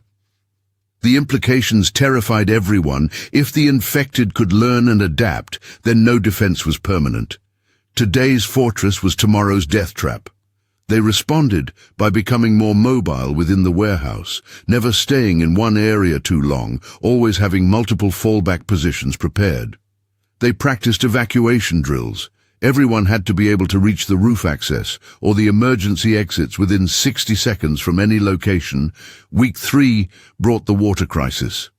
Their massive supply was dwindling faster than expected. Turns out 11 people consume more than the math suggested when you factored in cooking, cleaning, and hot Phoenix temperatures. Rosa calculated they had maybe 2 weeks left at current consumption. "We need to get to that food city I saw," Arturo said during a strategy meeting. "It's only half a mile away, probably has water and food both." "Probably also has hundreds of infected," Rodriguez pointed out. "Grocery stores were the first places people fled to, and the first places infected congregated, because that's where the living went. I'm not saying it's safe. I'm saying it's necessary. We make a quick raid, 4 people, in and out in 15 minutes. We target the water and canned goods, grab what we can carry, and run." After much debate, they selected the raid team. Arturo, Rodriguez, Miguel, who refused to be left behind, and Katie, who was fast and had proven herself in the Bay 4 fight. Rosa would lead the warehouse defense while they were gone, with Tommy as her second. They prepared like they were planning a heist, route plotted on the hand-drawn maps, escape routes identified. Equipment selected, backpacks for carrying, weapons for defense, noisemakers for distraction. They'd move at dawn when the infected were supposedly less active, though that was just a theory based on observation, not proven fact. The night before the raid, Rosa pulled Arturo aside. "Bring our son back safely." "I will. I promise." "Don't promise. Just do it." He wanted to say more, to tell her that he loved her, that she was the best thing that had ever happened to him, that he was sorry their life together had come to this. But the words stuck in his throat, so he just held her, breathing in the smell of her hair. Even though it had been days since anyone had properly bathed, dawn came too quickly. The raid team assembled at the north personnel exit, each member checking their equipment one final time. Arturo carried a machete and a crowbar. Rodriguez had a nail gun they'd confirmed, still held 30 nails. Miguel carried a spear and a flashlight. Katie had twin machetes she'd learned to wield with surprising skill. "Remember the plan," Rodriguez said. "Stay together, stay quiet, grab and go. No heroes, no stupid risks. We're not trying to clear the store. We're just getting in, getting supplies, and getting out." Tommy pulled the door open, and they slipped into the pre-dawn darkness. The half-mile to Food City felt like miles. Every shadow could hide infected. Every sound could be their death sentence. They moved in tactical formation, Rodriguez leading with Arturo at the rear, the younger 2 in the middle. The grocery store appeared ahead, its parking lot littered with abandoned cars and bodies in various states of decay. The smell hit them first, death and rot magnified by Phoenix heat. Miguel gagged but kept moving. The store's front windows were smashed, which was expected. What wasn't expected was the sound coming from inside. Dozens of infected, maybe more, moving and moaning in the darkness. The place was a nest. "Shit," Rodriguez breathed. This is way worse than we thought. We could try the back entrance, Katie suggested. Loading dock? Might be fewer of them. They circled the building, keeping low. The loading dock area was relatively clear. Only 3 infected wandered nearby, and they were facing away. Rodriguez signaled, and they moved as one Arturo's crowbar took down the first infected with a skull-crushing blow. Katie's machetes dispatched the second and third in quick succession. None of them made a sound that would alert others. The loading dock door was locked, but Arturo expected that. He used his crowbar to pry it open, the metal screeching slightly but not loud enough to carry. They slipped inside into the store's back area, the warehouse section where deliveries were processed. It was dark as a tomb. Their flashlights cut pale beams through the blackness, illuminating boxes and pallets and— "Oh God," Miguel whispered. Bodies. Dozens of them piled in the corner, not infected but dead, truly dead. Someone had executed survivors here, probably in the first days of the outbreak. The implications were chilling. Someone had taken over this store, murdered competition, and then a sound from deeper in the store, that hungry moan, but loud, drawn out, answered by others, growing louder. "They heard us!" Rodriguez hissed. "Abort! Abort!" But it was too late. Infected were pouring into the back area from the store proper, more than Arturo could count in the darkness. 20? 30? More? They moved with that new coordinated behavior, cutting off the exit they'd used. "Fall back," Arturo ordered, grabbing Miguel's arm. They ran deeper into the warehouse area, looking for another exit, any exit. Behind them the infected followed, their sounds multiplying as more joined the chase. They found themselves in a maze of boxes and industrial shelving. Rodriguez spotted a stairway leading up to an office or break room, probably. There, high ground. They took the stairs 3 at a time and burst into what had been the store manager's office. Windows overlooked the warehouse floor below, and Arturo could now see their situation clearly. At least 40 infected flooding into the space, all oriented on the office door. "We're trapped," Katie said, her voice surprisingly calm. Rodriguez was already looking for options. "Window. It opens onto the roof. We can get up there, make our way back to the warehouse from above." "That's crazy," Miguel protested. "It's 50 feet across roof sections, one slip, and we fall into them." "Got a better idea?" Rodriguez challenged. They didn't. They forced open the office window and climbed onto the flat roof of the food city the Phoenix dawn was breaking, bathing everything in red light. From up here, they could see the full horror, infected everywhere, drawn to the noise, converging on the store, hundreds of them, maybe thousands. "Jesus," Arturo breathed, "there's so many." "Don't look down, look ahead. We need to get to that building, then that one. Then we're at the warehouse." Rodriguez pointed out a route across the rooftops, possible if they were very lucky. They made the crossing in tense silence, jumping gaps between buildings, keeping low to avoid being spotted by the masses below. 1 building over, then 2. The third jump was longer, maybe 8 feet between roof edges. Rodriguez went first, making it look easy. Katie followed, landing hard, but safe. Miguel went next, and Arturo had a moment of pure terror as his son flew through the air, but the boy landed and rolled. Coming up grinning, Arturo was last. He backed up for a running start, but before he could jump, the roof access door behind him burst open and 3 infected spilled out. They'd learned to use stairs. They'd learned to open doors. "Dad!" Miguel screamed. Arturo ran and jumped, the infected right behind him. He hit the far roof edge hard, his steel-toed boots landing on concrete, but his momentum carrying him forward into a roll. Behind him, the 3 infected tried to follow, but they lacked the coordination. 2 fell between the buildings, their bodies splattering on the ground below. The third somehow made it across, landing and immediately orienting on Arturo Rodriguez's nail gun, fired once, twice, 3 times. The nails punched into the infected's face and chest, and it dropped. "Move!" Rodriguez ordered, and they ran. They made it back to the warehouse by a circuitous route, arriving exhausted and empty-handed.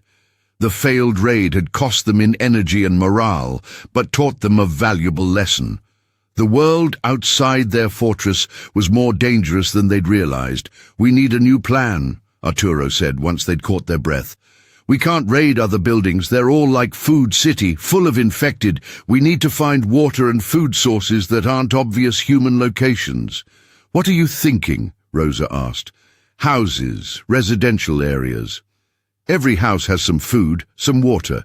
We do multiple small raids on nearby homes instead of one big raid on a commercial location. Lower risk, more spread out, and houses probably have fewer infected than stores." Over the next week, they implemented this strategy. Small teams of 2 would slip out at dawn, hit a nearby house, grab whatever they could and return within an hour. It was slow, dangerous work, but it provided a trickle of resources. A case of water from one house, 3 cans of soup from another, a bottle of bleach they could use for water purification, a first aid kit, batteries, blankets. The 4th week of the apocalypse brought unseasonable rain, a summer monsoon that swept across Phoenix with flash flooding and electrical storms. The infected seemed confused by the rain, moving slower, more randomly. The survivors used the opportunity to collect rainwater, setting out every container they had. They gathered over 200 gallons in a single afternoon, extending their water reserves significantly. But the rain also brought new problems. The warehouse roof leaked in 3 places, forcing them to relocate supplies, and the flooding attracted more infected to the area, drawn by the movement or perhaps by some instinct to seek shelter. By week 5, they'd settled into a sustainable rhythm. Food was tight but managed. Water was adequate with their collection, and rationing systems security was maintained through constant vigilance and defensive improvements. They'd even started a small garden on the warehouse roof, using soil stolen from a garden center and seeds from inventory. Optimistic, but potentially life-saving if it worked, the survivors had become a community. They knew each other's strengths and weaknesses. They shared watches, meals, and stories. Miguel and Katie had developed a friendship born of shared combat experience. Rosa and Tommy worked together on resource management. Rodriguez and Arturo formed the leadership core, making decisions by consensus and taking ultimate responsibility for the group's survival. Sophia, incredibly, seemed to be adapting. She still had nightmares, still cried sometimes, but she'd found purpose as their scout and observer. Her young eyes could spot movement and patterns the adults missed. More than once, her warnings had saved them from infected incursions, but the warehouse had always been a temporary solution, and everyone knew it. Their supplies were finite. Their defenses were slowly degrading under constant pressure, and the infected were still evolving, still learning new ways to breach their sanctuary. It came to a head on day 37. The Glendale group returned, but not with offers of cooperation. They came with a siege. Rodriguez spotted them at dawn, 50 people, heavily armed, setting up positions around the warehouse. They'd brought vehicles, weapons, and what looked like explosives. This wasn't a supply raid. This was an invasion. The man with the bullhorn from before stood on a truck bed. "Last chance. Surrender the warehouse, and you can join our community. Refuse, and we'll take it by force. You have 1 hour to decide." Arturo gathered everyone in their central living area. "Options? We can't fight 50 people," Tommy said. "Even with our defensive advantages, they have real weapons and training." "We also can't surrender," Katie added. "You saw how they operated at Food City. They murdered people who were competition. They'll do the same to us once they have the warehouse." "Could we slip out?" one of the other survivors suggested. "Escape while they're focused on the front?" Rodriguez shook his head. "They've got the building surrounded. They're not amateurs." "Then we fight," Miguel said firmly. "This is our home. We defend it." Arturo looked at his son with a mix of pride and sorrow. When had Miguel become this person, ready to fight to the death? This apocalypse had stolen his childhood and replaced it with hard necessity. We fight smart, Arturo decided. We use every advantage we have. Rodriguez, you know tactics. What do we need? They spent the next hour preparing for war. The warehouse's layout became their battlefield, with elevated positions for defense, choke points to funnel attackers, and fallback positions prepared. They distributed weapons. Everyone got something, even Sophia, who received a knife she was told to use only if someone grabbed her. The warehouse inventory provided unexpected advantages. They had fireworks from a 4th of July shipment, crude but effective noisemakers and flashbangs. They had industrial adhesive they could spread on the floor to slow attackers. They had cargo netting they could drop from the ceiling to entangle people. They had everything you'd find in 100 different product lines, and Arturo's warehouse experience helped him see these items as tools and weapons. When the hour was up, Arturo called down from a second-floor window, "We're not surrendering. This warehouse is ours. Leave now or face the consequences." The Glendale leader's response was predictable. "So be it. Take them." The assault began with gunfire, bullets punching through windows and pinging off metal shelving.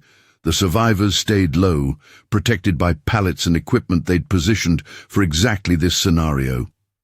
The attackers breached the north entrance, blowing the door with some kind of explosive that left Arturo's ears ringing. 20 men poured through the breach, spreading out in the warehouse floor's labyrinth.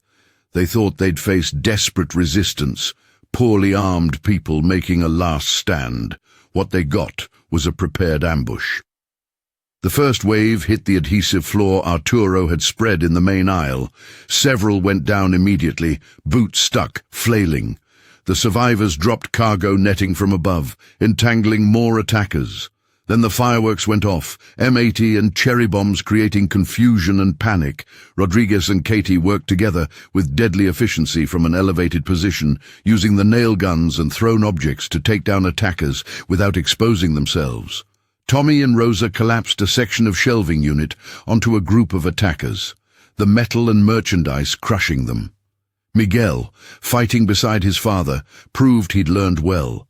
He used his spear to keep attackers at distance, never committing to strikes that would leave him exposed. When an attacker got past Arturo's guard, Miguel was there, his spear punching into the man's thigh and dropping him. The fight lasted 20 minutes of chaos and violence. When it was over, the Glendale force had lost 15 people dead or too injured to continue, and the rest retreated. The warehouse survivors had paid a price too. 3 injured, 1 seriously, and their north entrance was now compromised, requiring immediate repair work. But they'd won. They'd held their fortress against superior numbers and weapons through tactical thinking and intimate knowledge of their terrain. The Glendale leader, retreating with his survivors, shouted one last threat.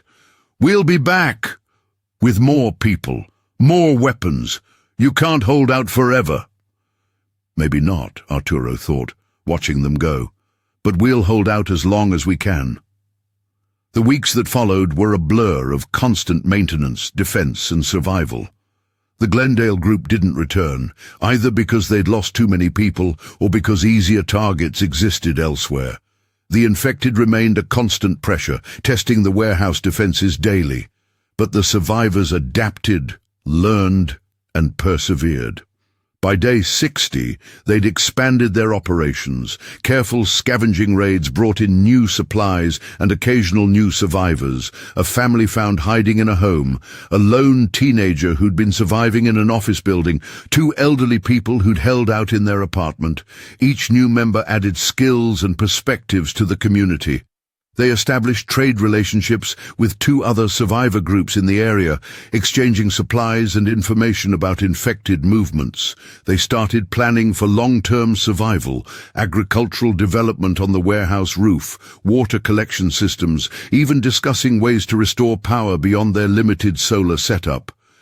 But Arturo knew, even as they built and planned and hoped, that this was all temporary. The infected continued to evolve, resources continued to deplete, other survivor groups continued to grow more desperate and aggressive. The world they'd known was gone, replaced by something Darwin would have recognized: pure survival of the fittest. On day 95, Rosa came to him as he stood watch on the roof, looking out over the ruins of Phoenix. The city burned in the distance, fires set deliberately or by accident, no way to know. The infected wandered below in their hundreds, a constant reminder that humanity's reign had ended. "You did it," she said softly. "You kept us alive." "We kept each other alive," he corrected. "This wasn't me. This was all of us. The kids are strong, stronger than I would have believed possible. Miguel's talking about leading a scavenging team next week. Sophia has identified patterns in infected movement that let us predict attacks. They had to grow up too fast. They grew up at all. That's more than most kids got." Rosa leaned against him, and he wrapped his arm around her shoulders. "Do you think it gets better, eventually?" "I don't know. Maybe. But I know we're survivors now. We learned how to adapt, how to fight, how to live in this new world. Whatever comes, we'll face it together." Below, in the warehouse, their community was settling in for the night. Watch schedules posted, meals rationed, defenses checked, the rhythms of survival that had become their new normal. Arturo thought about the man he'd been 95 days ago, a warehouse picker worried about rent and swamp cooler repairs. That man was gone, replaced by someone harder, more capable, more willing to do terrible things for survival. He'd killed to protect his family. He'd let people die to save resources. He'd made choices he never thought he'd have to make. The cost of survival was pieces of your humanity, paid out in small increments until you looked in the mirror and didn't recognize yourself. But the alternative was death, and Arturo had chosen life. For himself, for Rosa, for Miguel and Sophia, for the community they'd built from warehouse workers and refugees. The black tide had come from an ASU laboratory, a man-made catastrophe that destroyed civilization in days. It had turned neighbor against neighbor, reduced cities to ruins, and revealed the thin veneer of social order that had always been one disaster away from collapse. But it had also revealed strength, human resilience, the capacity to adapt and overcome, to build community in the ruins, to find hope in small victories, a successful scavenging run, a repelled attack, a child's laughter in the darkness. As the Phoenix sun set on day 95 of the apocalypse, Arturo Mendez stood watch over his fortress and his people, a warehouse picker who'd become a leader, not through any grand design, but through simple determination to survive. The world had ended, but life persisted, and that, ultimately, was enough. The night sounds began their familiar chorus, infected moaning in the distance, wind through broken buildings, the quiet conversations of his community settling in for another night. Tomorrow would bring new challenges. It always did. More infected to fight, more resources to find, more impossible decisions to make. But tomorrow would also bring new opportunities to prove that humanity, even stripped to its essentials, could endure. That ordinary people with extraordinary will could carve out survival in the ruins. That family, however it was defined, was worth fighting for. Arturo tightened his grip on the machete that never left his side and watched the darkness creep across Phoenix. The black tide had taken everything, homes, jobs, civilization itself, but it couldn't take their determination. It couldn't take their community. It couldn't take their hope. And as long as those things remained, Arturo Mendez and his warehouse survivors would face whatever came next. Because that's what survivors do. They survive.